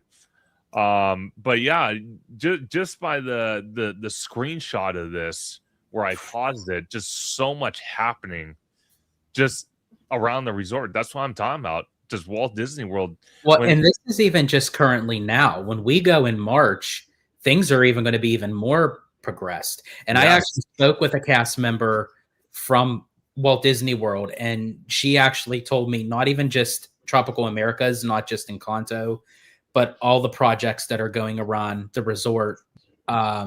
She said they're actually ahead of schedule because they've been having really good weather, so they're taking advantage of it. Oh, might as well. Wow. Yeah. That makes sense. And then I feel like Florida, I don't know, it may be easier to get their permits done and stuff since it's like a vacation state. But talk about stuff being refurbed and everything. Shout out Chris West. I mean, he sent me something yesterday. I know Conductor was mentioning it off the live, but that they're going to repaint Cinderella's castle in January and start that at Walt Disney World's Magic Kingdom. And then they're going to drain the moat out, and then it says, but by noon each day they'll lower the cranes. So I was worried about that because I thought that's just going to be my luck. I take you guys to Walt Disney World for the first time. Right. You make that bank, and I want you to see Cinderella Castle for the first time, and you just see a world of scrims everywhere. So it's right. Well, what's even better to do an update while we're out there? I mean, that's what we do. So, like, to me, that's worth it. But the fact that they lower the crane so you could still get that good picture moment. But yeah, you're absolutely right, Tommy. I mean, like the fact that we can cover like how far progressed that they are in the paint, So absolutely. Well, Tommy had a great point. We could do a short and even a long form video out of it. So that would be amazing. And then it's just our luck they're doing that. Then we have Rock and Roller Coaster closing on March 1st, so 3 days before we go on our trip out there. Then we have. I was pissed off at that one. And then what was another one? Because, let me ask you, because I'm in this conversation. You are the Walt Disney World expert here. Out of this conversation right here. Yeah, because they said for Thunder Mountain, it's supposed to open in spring. They said do you think it's going to be open before March, or you think that's kind of that worried me when it said spring? I'm hoping like that, even though that they say spring, but they could start doing like early previews. And the fact that the cast member said that they're already ahead of schedule with things, I'm hoping that when they say early spring, I'm talking like the first week of March. But what actually ends up saving us is, we're doing Walt Disney World on the second half of the trip. And then we could even, and that's where and this is what I was mentioning too when I was talking to you guys on the phone, maneuvering park days, you still keep the schedule as is, but like depict of what park to do on what day. I was thinking of doing Magic Kingdom on that very last day, so that way it kind of gives us that stretch. Oh, sure. It gives us an opportune time that if Big Thunder is to open during that time, we have that opportunity. Now, if we know what date it's going to open, and it's like the second park day, we're going to Magic Kingdom the second park day. Oh yeah, we're going to be there for the opening of it. 100%. It's like we have to cover this stuff. Like kids can wait till we're done. Like it's yeah, no kidding, right? Yeah. Hey, it's full steam ahead with Tommy Toon World, George the Disney Italiano, and Theme Park Conductor. What a trio right there! Literally, because I will literally turn to a kid and I'll say, "Did you pay to come in here? Like, did you literally pull out your Spider-Man wallet and pay for your trip?" It was like, "No, we did. We have first priority. you know, sit down, enjoy your milkshake, and you can go on it later. We're busy. I've been with George to the parks, everybody. Chat. He doesn't do that in real life. So that is my Disney Italiano sarcasm. Here we go. Look at here, right here. George versus kids again. Oh, I love that. But it's actually ironic that I do make jokes about kids, because little does like people know that I actually love kids. One of my first jobs was working in the public school system. So I enjoy, dealing with kids. So that's why I use kids as my shtick, because I do enjoy working with them and everything, that I just love tormenting them. So it's like, oh God, here. See what the meme you started? Rudio says the same kid with the milkshake is going to get the last laugh by taking his D23 ticket. I could see that. And then knowing how kids today, like their parents would be the ones that get like the front row seats. And then the kid would probably come up to me holding his milkshake and say, "Who's laughing now, bitch?" Dang. I figured you'd say something like that on the cruise. Yeah. Get out of my way. Oh my God. But in any case, kind of getting on back to the Big Thunder. So we'll finagle the times, like as I said, if Big Thunder opens on our second park day, that's what we do. As I said, if not, and they're still kind of doing like a possible soft opening, then we'll save Magic Kingdom for the very last. Absolutely. Some of the areas of the show building here do have some vertical construction and progress being made in that area. And in this view, we can see what is likely the back of the show building for the Encanto ride. There's lots of pipe work going on and initial groundwork happening here before more concrete is eventually poured to cover up this area. And here's a good look at the construction and all that is going on near the guest walkways in Animal Kingdom.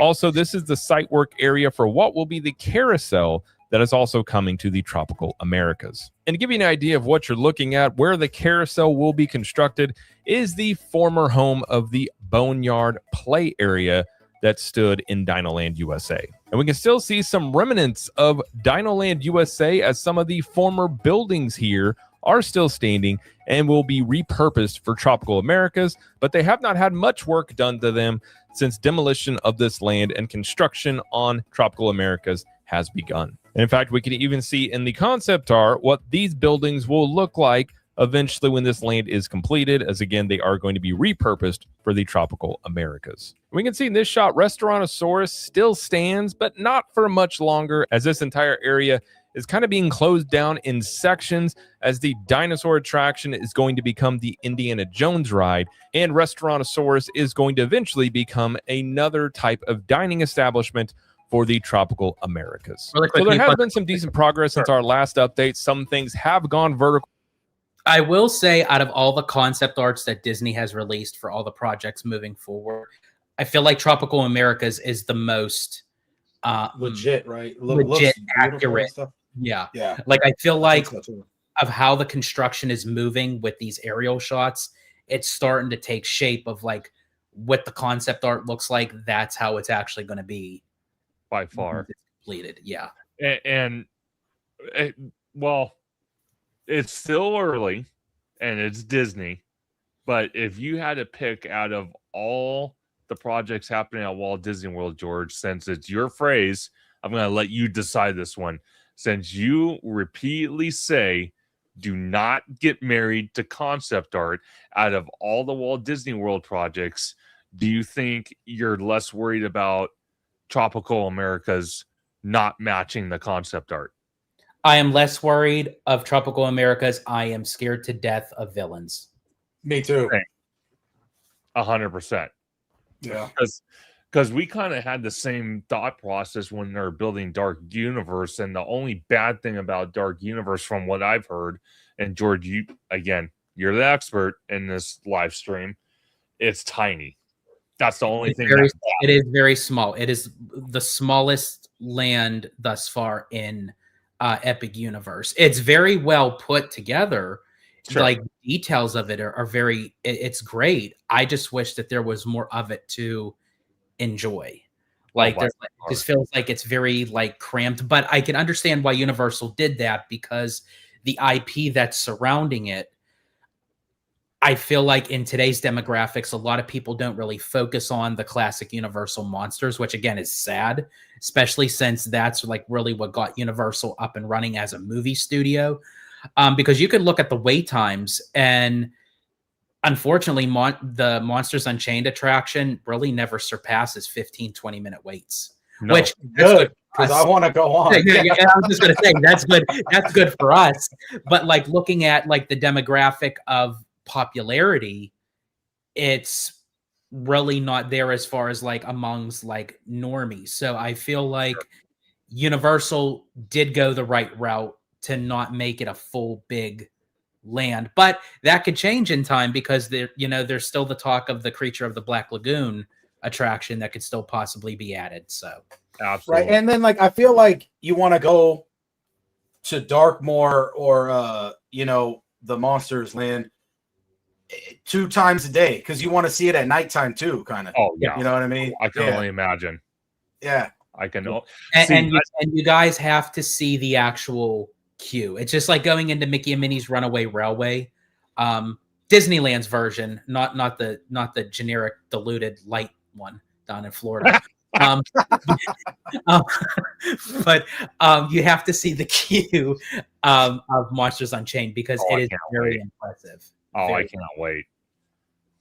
In this area, and we'll check in future updates, as Disney has stated they would like the Tropical Americas to be open sometime in 2027. So we'll be sure to check in and see if that timeline ends up holding up, or if this area does end up having a longer construction period than they have initially wanted here. Well, that's about it over here in Animal Kingdom. So let's jump really quick. I'm going to make a bold prediction. If the weather, I think in this case, the weather has to be on Disney's side. Yeah. In order for my prediction to work. If the weather sustains well and they say 2027 and they're already ahead of schedule, I can possibly maybe see an early 2027.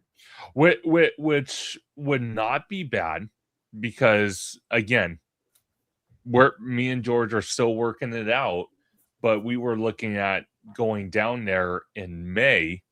And if they open in early 2027, it's still brand new, and it's still that shiny toy that George mentioned about, a new land coming to any theme park.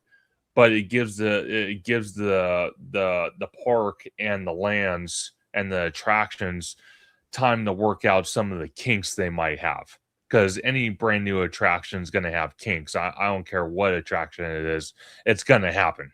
You know what I mean? So it wouldn't be such a bad idea.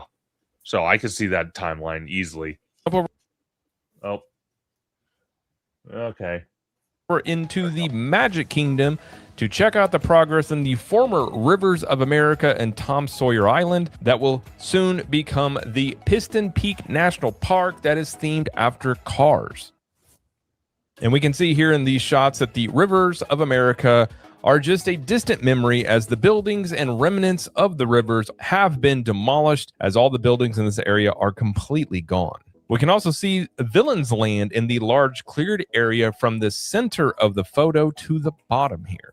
And looking a little closer, we can see that sand is being placed in the foreground that used to be a forested area of this part of the park. And if you're wondering what Tom Sawyer Island currently looks like, this is a great shot of that, as everything that was there before is no longer there, but you can still see the outlines of what was once the Rivers of America. Now, at the same time that the Piston Peak National Park is being constructed, there is initial groundwork happening. I just have to post this comment real quick that Haunted Mermaid said, kind of tying in what OG was saying about Zootopia. Get this, with a new Toy Story film coming, watch Disney psych us all out and post a Toy Story land instead of Avatar. Well, see, this is what I mean, is that they jump too much to what movie's popping at the time, but let's stick to the script a little bit. You know, I mean, and here's the thing: if they do Toy Story, I'll say this. I'll try to say this nicely. Disney has not had the best track record when it comes to Toy Story lands. No. Like they're more, they're not as well fleshed out themed, which is sad, really, because I feel like they could do really well with Toy Story lands, but I mean, like they just hit them. They miss the mark with those every time. Oh, by far. So hopefully they don't. You know what? I'm curious to see what the Toy Story land looks like at Walt Disney World, but I would never want that at DCA. The thing is that at DCA and the Disneyland Resort, we're landlocked. So everything they build has to at least last 10 years. Because if it can't last 10 years, that's a massive, massive, massive problem. So I don't want that. The hell with that. They can keep that on the East Coast. Don't bring that crap over here. Don't get Conductor all riled up over here. Oh, I know. I'm going to go on another rant. Happening on the Villains Land portion of this. And here we can see the current progress of what will eventually become Villains Land. But this land, I do believe, will end up opening much later than the other areas of Disney World that are currently under construction. And since our last update, I wouldn't say there's much in terms of actual construction that has been accomplished, but all the demolition in this area has been completed. As in our previous update, they were still demolishing buildings and structures that were left over since the rivers and Tom Sawyer Island had closed down. So very soon we should start seeing all the rivers be filled up with dirt and more progress on foundations and other elements that are going to be built for the Piston Peak National Park. Did you know that on most credit card statements, there's a warning that tells you how long you'll pay if you own? And checking in on some of the other projects happening on Walt Disney World property, here we can see the work on and around the Polynesian and the Grand Floridian is making some progress. And here we can see in the entrance to the Polynesian that work is nearing completion and hopefully should be done very soon. And also near the Grand Floridian and the Polynesian, the roundabout in the new routing of the Floridian Way is getting close to being completed, but I have to say my OCD is kind of annoyed at this, as this circle in the center of this roundabout is lopsided. Why? But as you can see here, the road work in this area is very close to being completed and probably open here. And over near Fort Wilderness, there is some more construction going on. As we can see, a new pool is being built over here at Fort Wilderness, and we can see the progress on that right here. But the bigger project going on near Fort Wilderness is the Lakeshore Lodge DVC Hotel. And we can see here that this is being built right across from the abandoned Discovery Island, which guests actually used to be able to access via a boat back in the day, and is basically just set vacant and abandoned ever since it closed down in 1999. We can also see along with the hotel, there are DVC villas being built along the shoreline here, very reminiscent of the Polynesian, and even over in Wilderness Lodge, as they have some villas very similar to this type of setup. And here's the current status of what will be the hotel lobby and entrance for the Lakeshore Lodge Hotel. We can also see in the pool area the progress here, but also it will feature a lazy river in the pool and recreation area. And in another section, there will be another pool, and we can see the status of that, as well as work that is going on to construct a dock in this area also. So there actually has been quite a bit of progress on the Lakeshore Lodge construction over the past few months, but this hotel is slated to open sometime in 2027. All right, well, that's going to do it for this Disney World construction. I'm telling you right now, Rubio's on one, and he's coming after George for some reason. Hey, you're muted. Yeah, he's coming with the thing straight for you. That just became like my new thing now. It's like anytime like something happens, it was probably the kid with the milkshake's parents just to spite me. Oh, I love that. And then I think who was it? It was, oh my gosh, I'm Giant Peters. He was saying something in the chat. I don't know if I read it correctly. He's like, watch out for George and that slippery mind of his. And what I mean by that is the whole festival holiday straw action. No. I think he was mentioning down in Florida, like lady in the tramping it or something. Yeah, like I'm not lady in the tramping nothing with you. Hell no. I'm just kidding. Maybe if I'm tired. Maybe if I'm tired. And I don't have a mindset or some nonsense. Maybe. Oh God. You're telling me, oh God, I have to live with that. It is forever ingrained on social media. Yeah. Imprinted on my mind forever is more like it. Social media could be deleted. My mind can't, unless I get electroshock therapy. Even then, that might not even help. Oh God. We got one more video before we're going to end tonight. This is also from Capture the Magic from Jared. These are current updates at Universal Orlando. I definitely encourage everybody in the chat to go check out Capture the Magic on YouTube. I guess this is a new series he's doing between Walt Disney World and Universal Orlando construction updates. I love how he did this working alongside Bio Reconstruct. So shout out to Jared for creating these videos and letting all of us enjoy and react to them. What's up, everybody? It's Jared with Capture the Magic, and welcome to the latest Universal Studios construction update.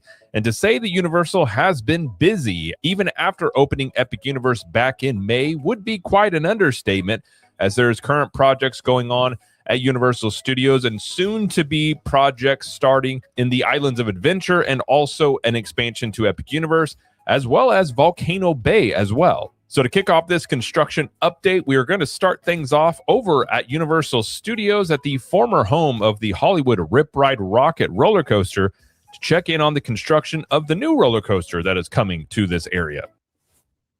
Now, Universal has not said what the IP for this new coaster is going to be. All we do know is that it is going to be an intimate roller coaster who Universal really does like working with, and construction actually started on this ride even while Rip Ride Rocket was being demolished. And behind the Music Plaza stage, we can see that the ground prep work is still going on after the demolition of the former Rip Ride Rocket roller coaster here. And we can also see some interesting excavations here, as well as some of the elements from Rip Ride Rocket's footers are being preserved and will be used for the future coaster that is being built here. And this is a great view of a recently poured foundation element for the replacement coaster. And we can also see rebar set up for some footers that will be poured here in the near future. And we can also see some rebar set up for where footers will be poured with concrete. And in another view of this same area, we can see more of the sheet foundations and footers are in development for the new coaster construction. And in this expanded footprint of the new coaster, we can see that the area where it has eaten into part of City Walk, as well as some foundation and footer elements, are being built right next to the Hard Rock Cafe. And this is a great view of the coaster construction and the updated walkway for guests in the City Walk area that was recently finished and open to guests. And one of the main changes in this area was previously there were stairs on this path, but now there is a gentle slope here, making it more accessible to more guests here. And this is what that new walkway looks like on the ground level that guests can see. And in another view of the construction, we can see at the arrow where the green slime themed pavement that does still remain from the former Nickelodeon Studios that used to be at Universal Studios. And for the new coaster replacing Rip Ride Rocket, the main entrance of this new attraction is going to be further down in the New York section of the park. And here we can see the current status of the construction of the coaster station and the service building that are going to be built right here. So I want to ask George first, and then I'll get Tommy's opinion. The fact that it's possible that the ride entrance is going to be on the New York section, does that not kind of hint at possibly it not being Fast and Furious and possibly Ghostbusters that kind of takes place in New York, or am I just overreaching here? I mean, they haven't really confirmed nor denied that it wasn't going to be Ghostbusters. I'm still giving hope that it could be. I think it would work really well, because if they are having the entrance in the New York area, it just fits the theme. And obviously, I would want Ghostbusters over Fast and Furious. Same. Just because of the fact of we're getting Fast and the Furious over here, and really confirming to what Universal said at the LA Comic-Con, it really has nothing even to do with Fast and the Furious. This coaster that we're getting out here in Hollywood is just to represent the stuntmen and women in the industry. And they're just kind of tying Fast and the Furious to it. So there's really no like logistical theme to it. So for them to, no, neither did Rip Ride Rocket, to be honest. So, I mean, if they wanted to just replace a coaster with a coaster, that's fine. But I mean, it would be less exciting for me if it was Fast and Furious, just because we're already getting that over here. I would want it to be Ghostbusters, just my personal opinion. The only way that I could see Universal still doing it as titled Fast and Furious is strategically, so they then can get rid of that god-awful supercharged and use that area for an immersive e-ticket attraction. Absolutely. Tommy, what do you think? I mean, I would love it to be Ghostbusters. We need something along the lines of Ghostbusters that's permanent, especially when we go there for like HHN and stuff. The thing with Fast and Furious is what George was saying with Fast and Furious, how out here it may not be really connected, it's loosely based. I hope that's not just them saying that because we may not even get Fast X Part 2. They really need to put that movie out. I don't mean to keep wrapping it up with the IPs and movies and stuff, but I always feel like those go hand in hand, They do. Right. Man, that Rip Ride Rocket got demolished real quick. I mean, compared to, Universal they put in the work, man. I don't need a Fast and Furious ride over there because I want people to travel to Hollywood to do the street racing ride here, because the street racing life is the LA life, right? That's kind of what the first movie was based off of. So keep that in our city. I mean, that's the culture here. So leave it here. No, absolutely. And I've told George, and I've even talked to you, Tommy, about an OG, and even so many other people. I can go on and on and on. And right. the thing is, I think at this point, the cause for duplicating attractions to put on multiple of your parks, I think that needs to stop. Because personally, for me, when we go out there in March, I told George this, and this goes for anybody, and I doubt people would want to do this as well. People coming from the West Coast like us, going to the East Coast, why would I want to go visit Galaxy's Edge when it's a carbon copy of what we have here at the Disneyland Resort? It's the same thing here. We're getting Hollywood Drift over there. Why would I want a Hollywood Drift? Or they'll probably rename it Orlando Drift over there, but it'd basically be the same coaster, maybe a bigger footprint, different layout because of just how it sits on flat ground compared to ours being on a hill. Personally, for me, I think Ghostbusters would work absolutely perfect, because I think personally we need to start building attractions for certain parks, certain resorts, and keeping it there. That way it entices people to go plan a vacation, to go out to go experience it. You know what I mean? And says, I want Lion King here, but Paris is getting it. So I have to go to Paris for it. So if I have to deal with that, I mean, you guys have to deal with this, man. Come on. And that's what even drew me even out to even Disneyland. The hurricane drift. I love that. But that's what even drew me out to California, to experience Disneyland. Everyone said, you don't need to go to Disneyland because you already been to Walt Disney World, and it's two totally different beasts, and you get different experiences with each one. I couldn't go to Walt Disney World for an immersive Cars Land. You know, I couldn't go to Walt Disney World for Indiana Jones. And that's why, am I excited for Indiana Jones going to Animal Kingdom? Yes. Am I going to go on it? Yes. Is it a different storyline? Yes. But it's still the same ride system, ride vehicle. Like, that to me was made for Disneyland. It's like, I wish that they could have done something a little bit more creative with Indiana Jones. I'm more actually excited about Encanto, to be honest with you, than Indiana Jones, because it's a new kind of attraction. So yeah, I'm right there with you on that. Like, I'm not a fan of like copycat attractions, but to Tommy's point, I am a fan of copycatting when they go international. Exactly. Because how many people logistically can afford to go international? Not a lot of people. A good handful, but not a lot of people.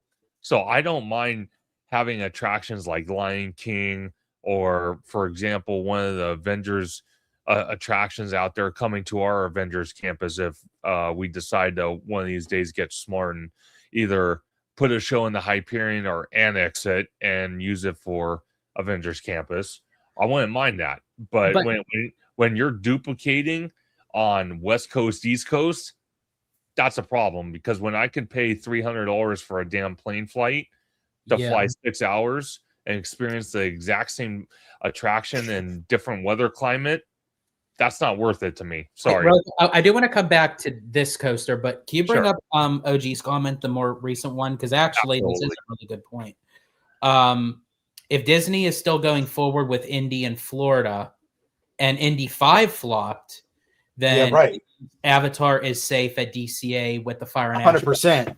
Yeah, I actually really do agree with that, because it's just the fact of when you take the IP in general, like when you just look at Indiana Jones, like people, it's like a well-known character. Everyone knows the movies, everyone knows the music, everyone. So despite of how the latest movie did, them moving with Indy. So yeah, I mean, if you just look at Avatar overall, you know, despite of how Fire and Ash does at the box office, I think Fire and Ash, depending on what the box office does, doesn't necessarily mean of what they're going to do with Avatar in the parks. I think that's going to depict what James Cameron does moving forward with the franchise in the films.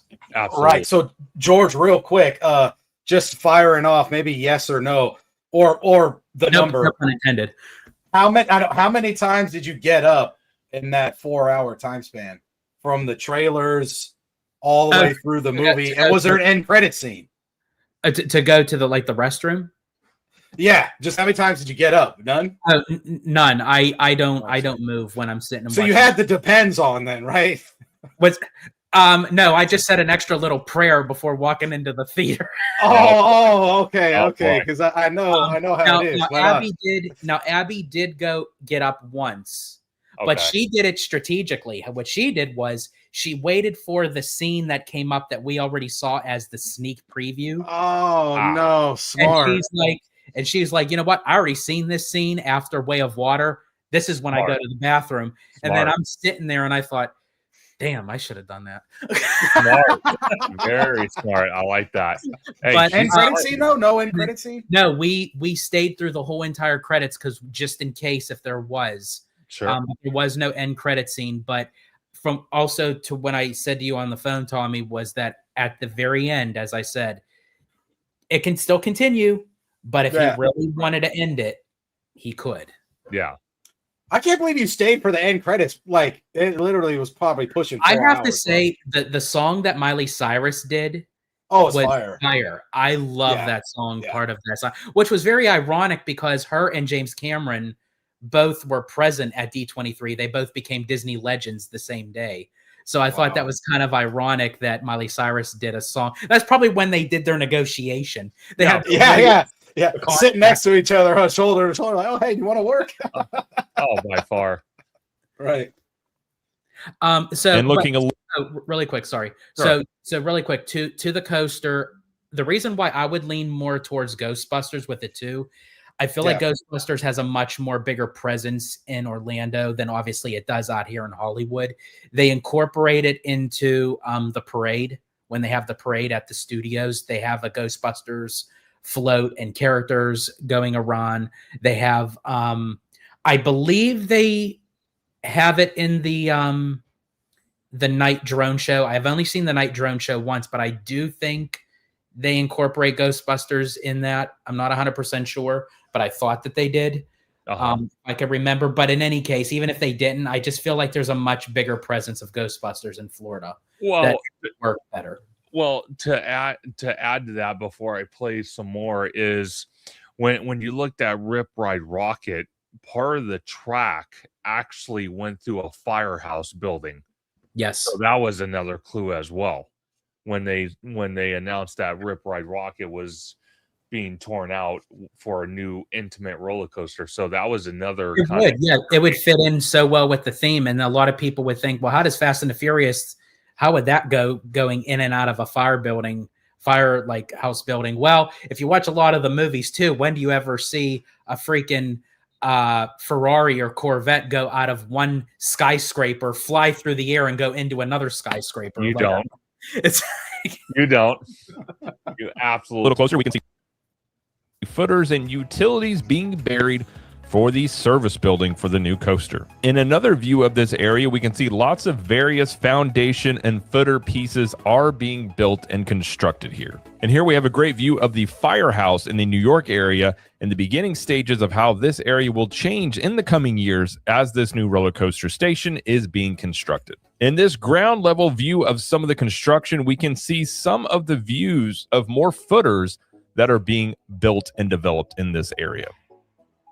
And again, near the Hard Rock Cafe in City Walk, we have a great shot of various stages of footers. We have sheet foundations with circular sets of rebar that are set and ready for concrete pours. Concrete currently curing in rebar forms for the footers here, and buried foundations and footers with wood boxes that are protecting some of the connections here. And in a more recent photo of this area, we can even see the footers have been poured, and there is even some solid progress in this area just a few weeks between when the initial photos were taken until right now. And this is another view of an updated photo where we can see more sheet foundations and footers that are in progress, and more foundation work is being set up for a concrete pour very soon. And in this view, we can see even more footers are being constructed near the City Walk area that is near the new walkway that is also in City Walk. And in a wider view, we can see the footprint of this new coaster has the same narrow footprint that Rip Ride Rocket did,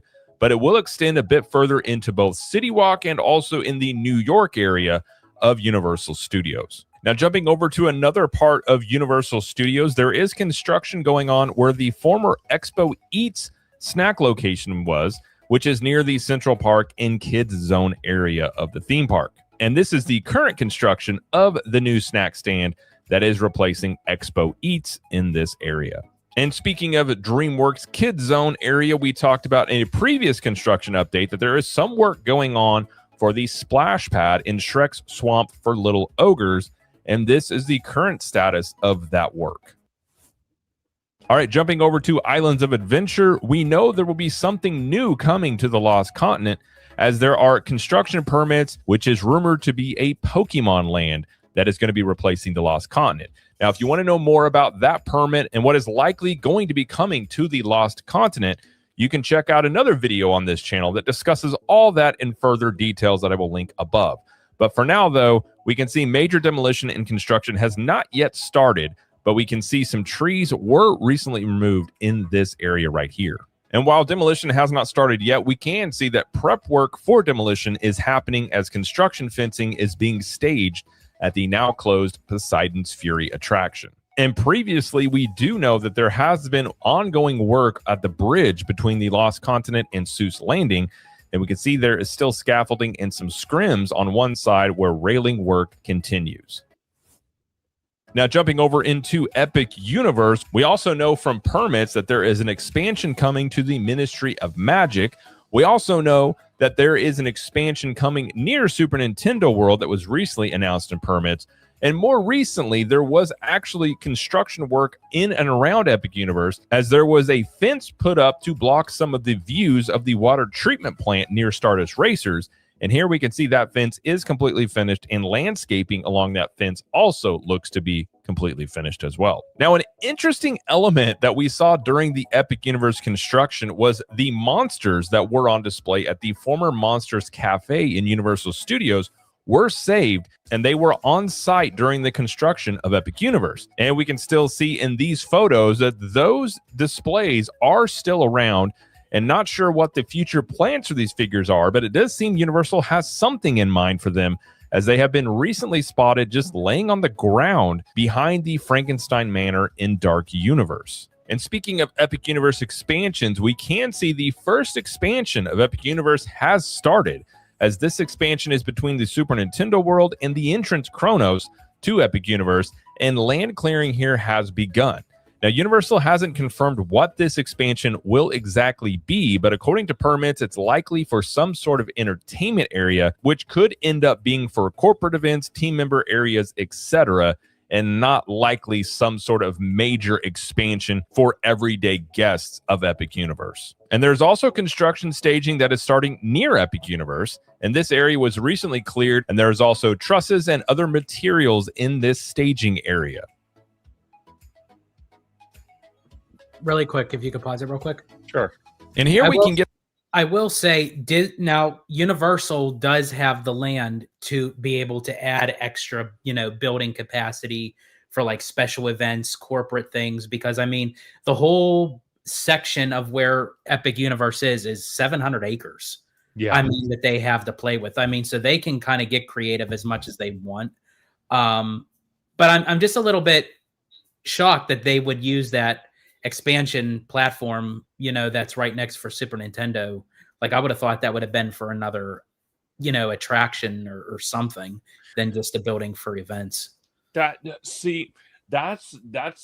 what kind of gets me, because I kind of thought, when they built the Helios Hotel, which is literally directly connected to Epic Universe, I kind of thought they want to design that where they kind of had corporate events at that hotel, and then use the park to maybe close Epic or certain lands early for corporate events. So for them to kind of take that, like George is saying, and kind of take that expansion slot right next to Nintendo and use it for something that's corporate related and not everyday guest, relation, it's kind of questionable why they're doing that when, 99% of, I'm going to say 4-star or above hotels like the Grand Helios usually have multiple banquet rooms.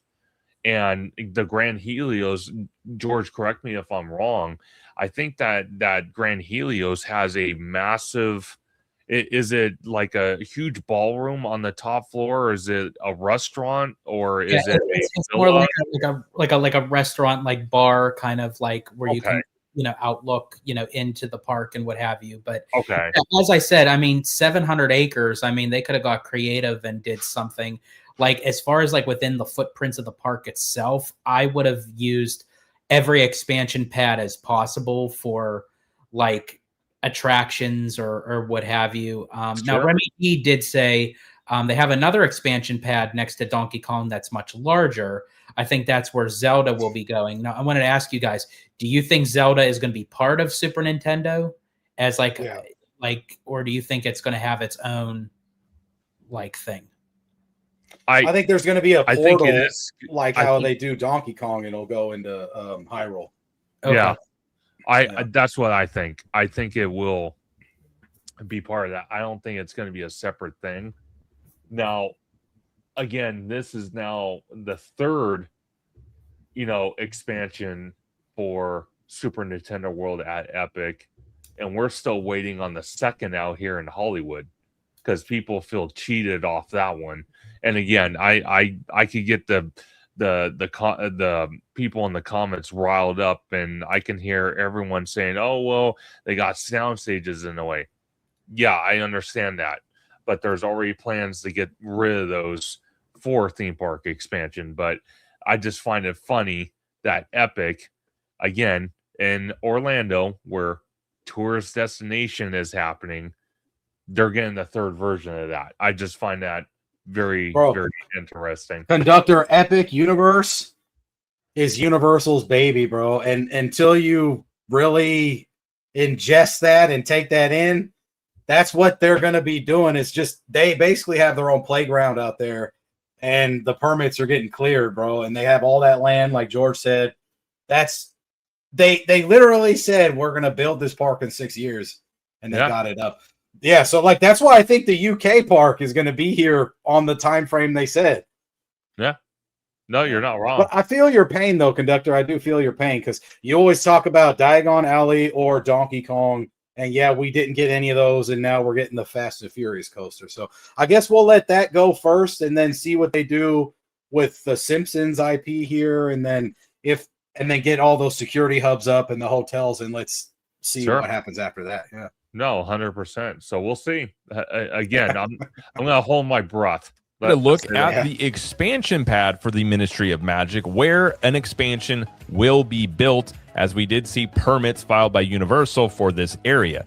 And according to what I have been told, work will begin on this expansion in Q1 of 2026 and is going to be a broomstick style ride coming to this land. Now, if you want the latest update about this expansion, what is likely coming, again, you can check out a previous video that we did make that is linked above, that goes through everything that we currently know about the expansion coming to the Ministry of Magic in Epic Universe. And according to people I've talked to, there will also be an expansion coming to the Super Nintendo World expansion pad that is likely to be Zelda.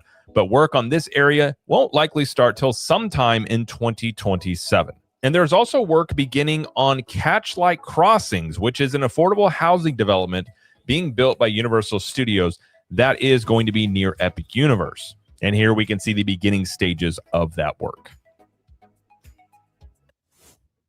And before we finish up the update, there's also work going on at Volcano Bay. And here we can see there is work going on for a new roof over a section of the Volcano Bay bus stop. And there was also work recently spotted at the expansion pad for Volcano Bay.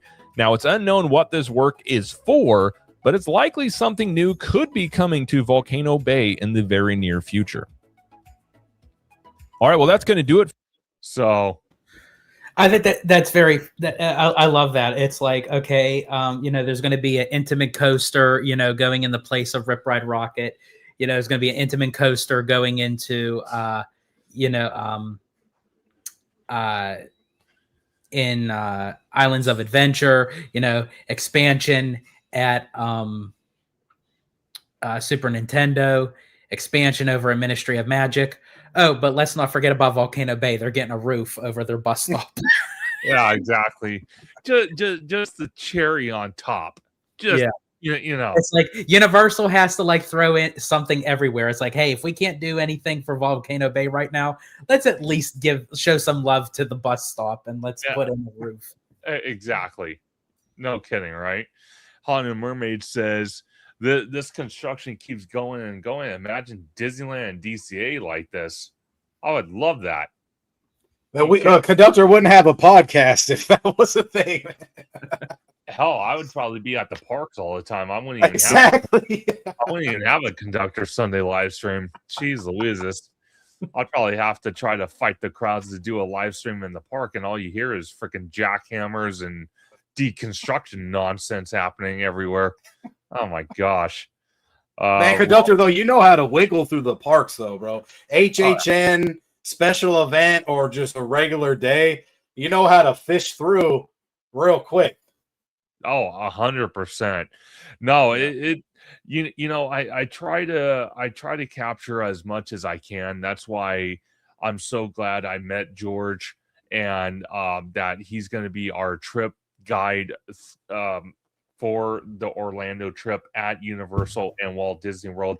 And I encourage everybody in the chat to go check out Hollow Gelato for his amazing, awesome content, whether it's his cocktail convos, his out of theater reviews, or just George being George in the park. That's just the icing on the cake right there. You can't say you don't love that. But also, George, I don't want to overstep my bounds, so I'm going to let you kind of take it off.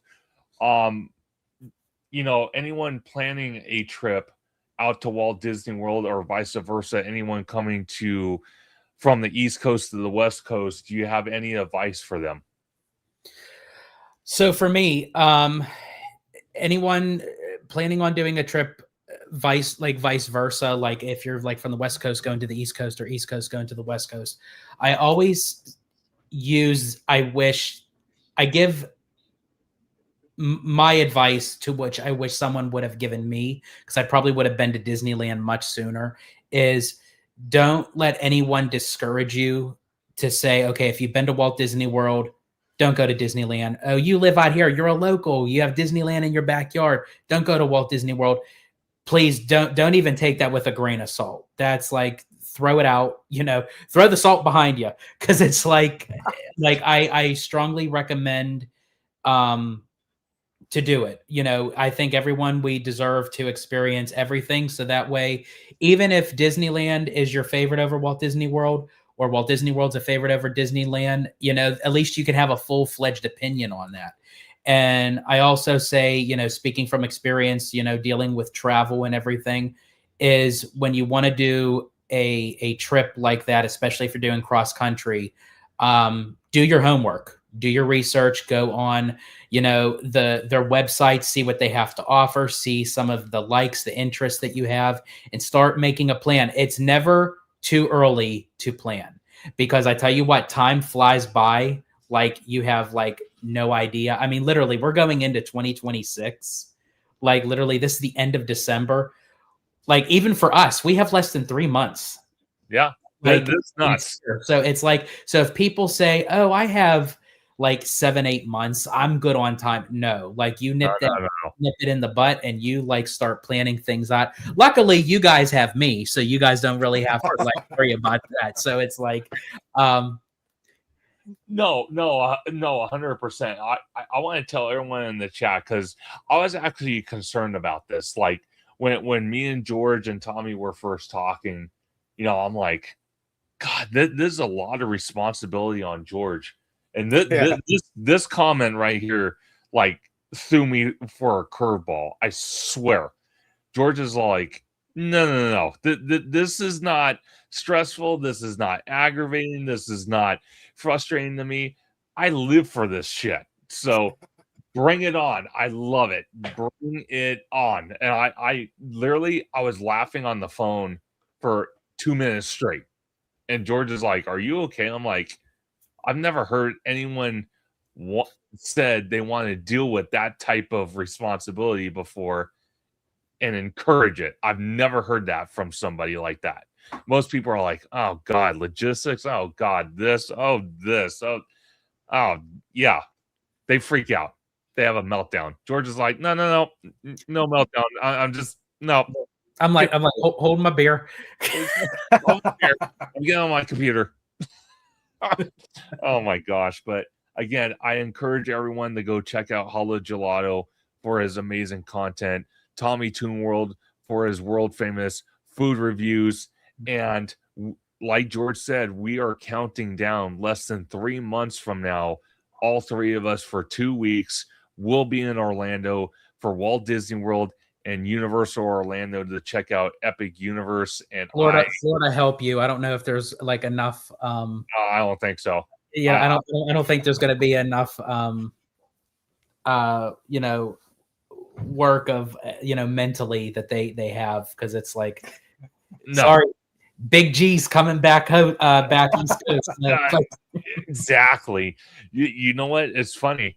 I almost encourage Jared, if he ever watches this live stream, I encourage him to maybe update his life insurance, because things are going to get wild out there.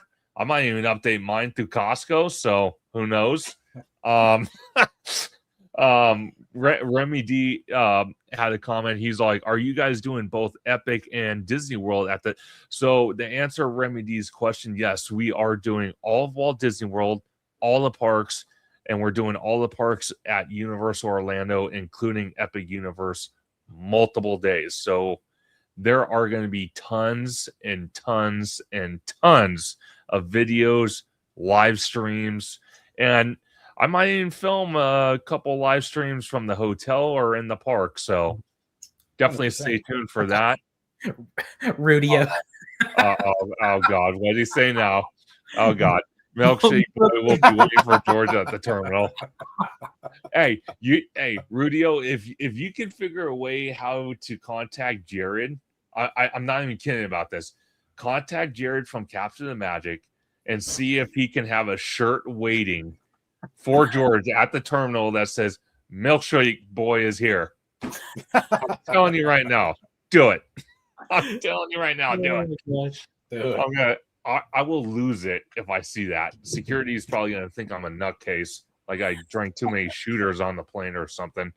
Haunted Mermaid 13 says, take your vitamins and electrolytes. Oh, believe me, being with George is vitamins and electric lights. I don't have to take them. I just have to be around him.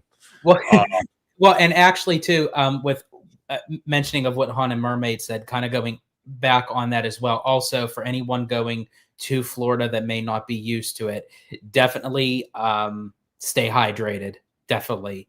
And sure. Bring a couple pair of good walking shoes. Don't buy a brand new pair and think, oh, yeah, I'll use, Disney World and Universal to break them in. No, that's the last thing you want to do. You want to have the shoes already broken in, because there is a difference between California parks and Walt Disney World or Florida parks, excuse me, because I'm even including Universal with that.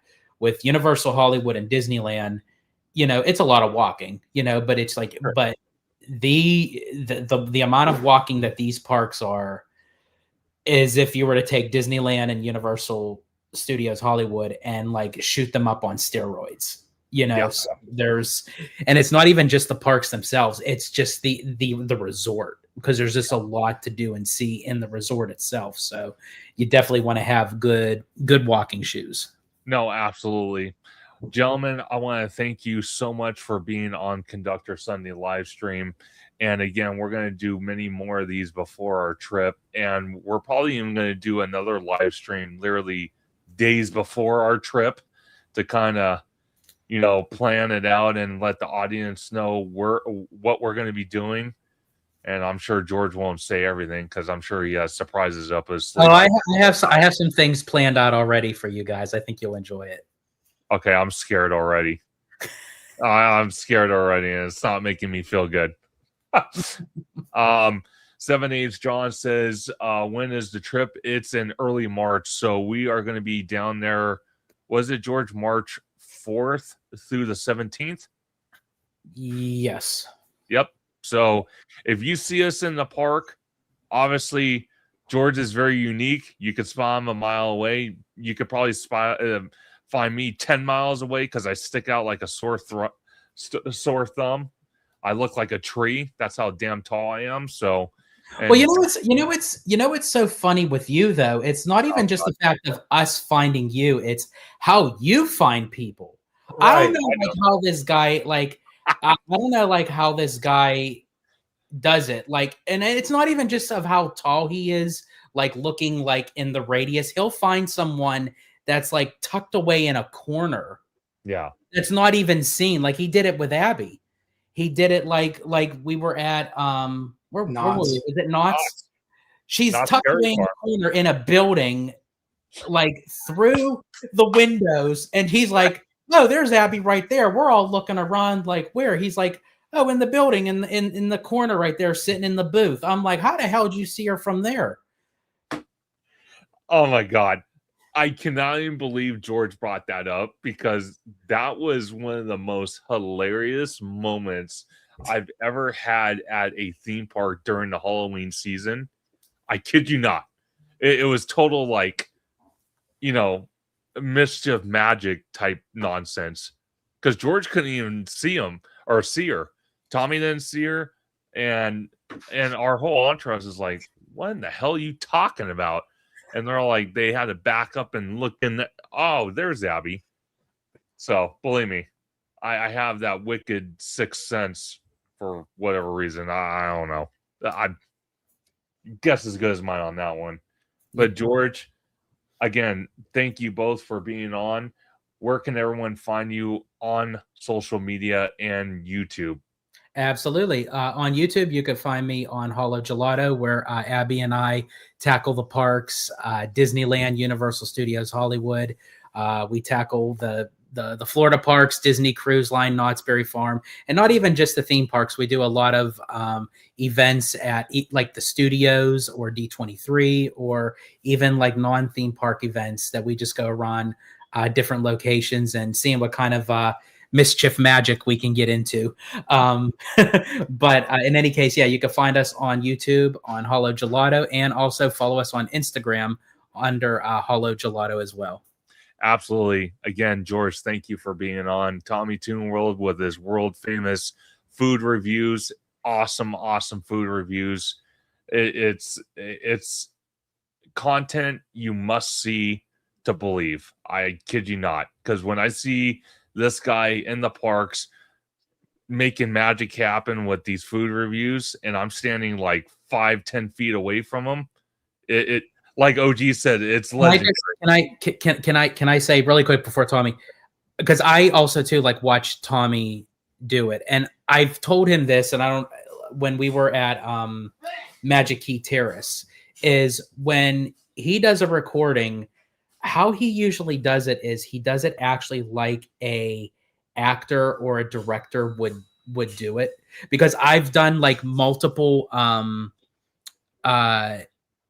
sitcom, like going and like being in the audience watching a sitcom, and how an actor actually reads their lines rather than just, okay, stop it, okay, reset everything. They'll stop what they're saying and then repeat it, but in a different way. So like he says his wordings, and then he's like, you know what, I'll think about saying it another way, and he'll just kind of like stop himself and re-mention it. And it's like the time that he does that, and then to literally go through everything in the editing process and produce amazing content that, you know, I have to say kudos to him, because like even though that Tommy, you always say, you know, you take at times a while to get the stuff up, but you know what, you put in the time and the love and the energy, and it really shows. So no matter how long it takes for something to come out, it's like when you release something, you know it's going to be good. And before Tommy goes, I know you're itching to say your spiel, Tommy, but I have to tell you though, like George says, to kind of bounce back on what he was saying, I literally feel like I'm standing next to the Steven Spielberg of directors when it comes to food reviews, because like George says, you do when you're filming it, I kid you not, he has the little light, he has his camera, he takes different angles, he's going around the food, and by the time he actually gets the bite into it, I'm surprised it's even still warm. So it's just, this guy is like Steven Spielberg with his, you know, camera. Oh my God, it's fantastic. So please, I encourage everybody, go check out Tommy Toon World on YouTube and social medias. But I'm going to let the man, myth, and legend take it away. Where can everyone find you on social media?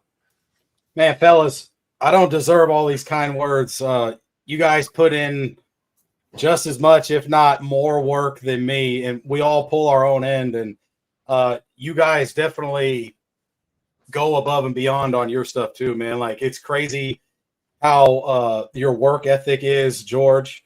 You guys are constantly moving. Then Conductor, how quick you are and thorough you are with things. A lot of the times you're first on these things, and in this theme park community, that's what people bank on. I don't, but I know how prestigious it is, and it's crazy how much camaraderie we all built over this amount of time. And like I mentioned, I don't appreciate, or I don't expect all these kind words, but I appreciate everything that you guys all right, well, fine. If you don't appreciate it, fine. I take them all back. I know. I suck. So it's like, it's one of those things where it's like I don't expect my peers to give me positive criticism, but it's definitely warranted, and it definitely makes me feel valid and stuff, because you never know, you know, sometimes your videos don't get hits and stuff. So I'm always happy to deliver the compliment, and I'm always happy to receive it. I just don't receive it well like others, you know what I mean? But I always feel like I put the work in, and I don't really enjoy it afterwards. But I do appreciate you guys big time. And George, man, I can't wait to hit Florida. Thank you for, taking it over and putting everything together, because it's hard work. Like Conductor said, it's a lot. Especially if me and Conductor were going just us two, we probably wouldn't be lining up all this stuff that you have planned. Yeah, absolutely. And I'm so glad that I was able to, that we were going down at the same time, so that we could actually make this a big, this big vacation like happen. So my ultimate goal is that I want to see you guys have the best time. That is my goal. If I can walk away from that and you guys come to me at the end of the trip and said, this was a trip of a lifetime, like, we're so glad that we did this and everything, then I done my job. That's really it will be what I want. So yeah, so it will be for sure. As I said, I got a lot of stuff planned. I have some surprises for you guys when we get down there. And one last thing, because Conductor, I know that you want to close it up, but I just have to say thank you so much for inviting me on to this stream. Just like how I mentioned with Tommy, you do a hell of a lot of work yourself that you put in to your streams and your videos. And even like at times, like when we're in the parks and we're creating stuff together, it's like, I think, that we all kind of like put our own kind of flair to it, but it all just, it works. But to Tommy's comment of you getting there first, I'm going to say a quote from Monsters Inc. when they're walking to work and they see that big giant creature that's standing right next to them. And Mike's and Sully says to Mike, see, Ted's walking to work, and Mike says, big deal. He takes 4 steps and he's there. Hey, you know what? To George's point, it does for every 4 steps I do, George takes 1 step. So that is true. Like, yeah, like Conductor can take like long, long stretches of walks, and then there's me kind of like shimmying like a ballerina behind him trying to Oh my gosh, that is so funny. Oh, hilarious. But again, thank you guys to our amazing guests, and I want to thank all of our moderators tonight. We had Theme Park Wizard, Orange Go 55, our newest moderator, Haunted Mermaid 13. We had Remy D in the house, 7H John. We had, let's see, who else we have? Giant Peter, Adventures. We had so many other new people actually in the chat. I can't even keep up. There's so many people in here. Rudio, that will not leave George alone now, apparently. So he's gonna I think that's going to be his like run-on joke now, that anything that comes up, it's going to be the kid with the milk. So yeah. If I have to say something, I'm going to give the kid a name. I'm going to call him Jimmy, little Jimmy with the milkshake. Little Jimmy, I like that.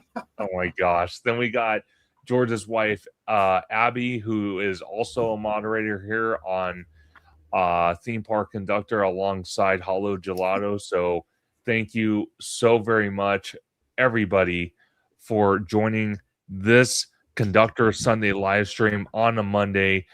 I will see you guys next Sunday, I believe. I got to double check that because I got to double check that. I will find out, though, because I think, what is it?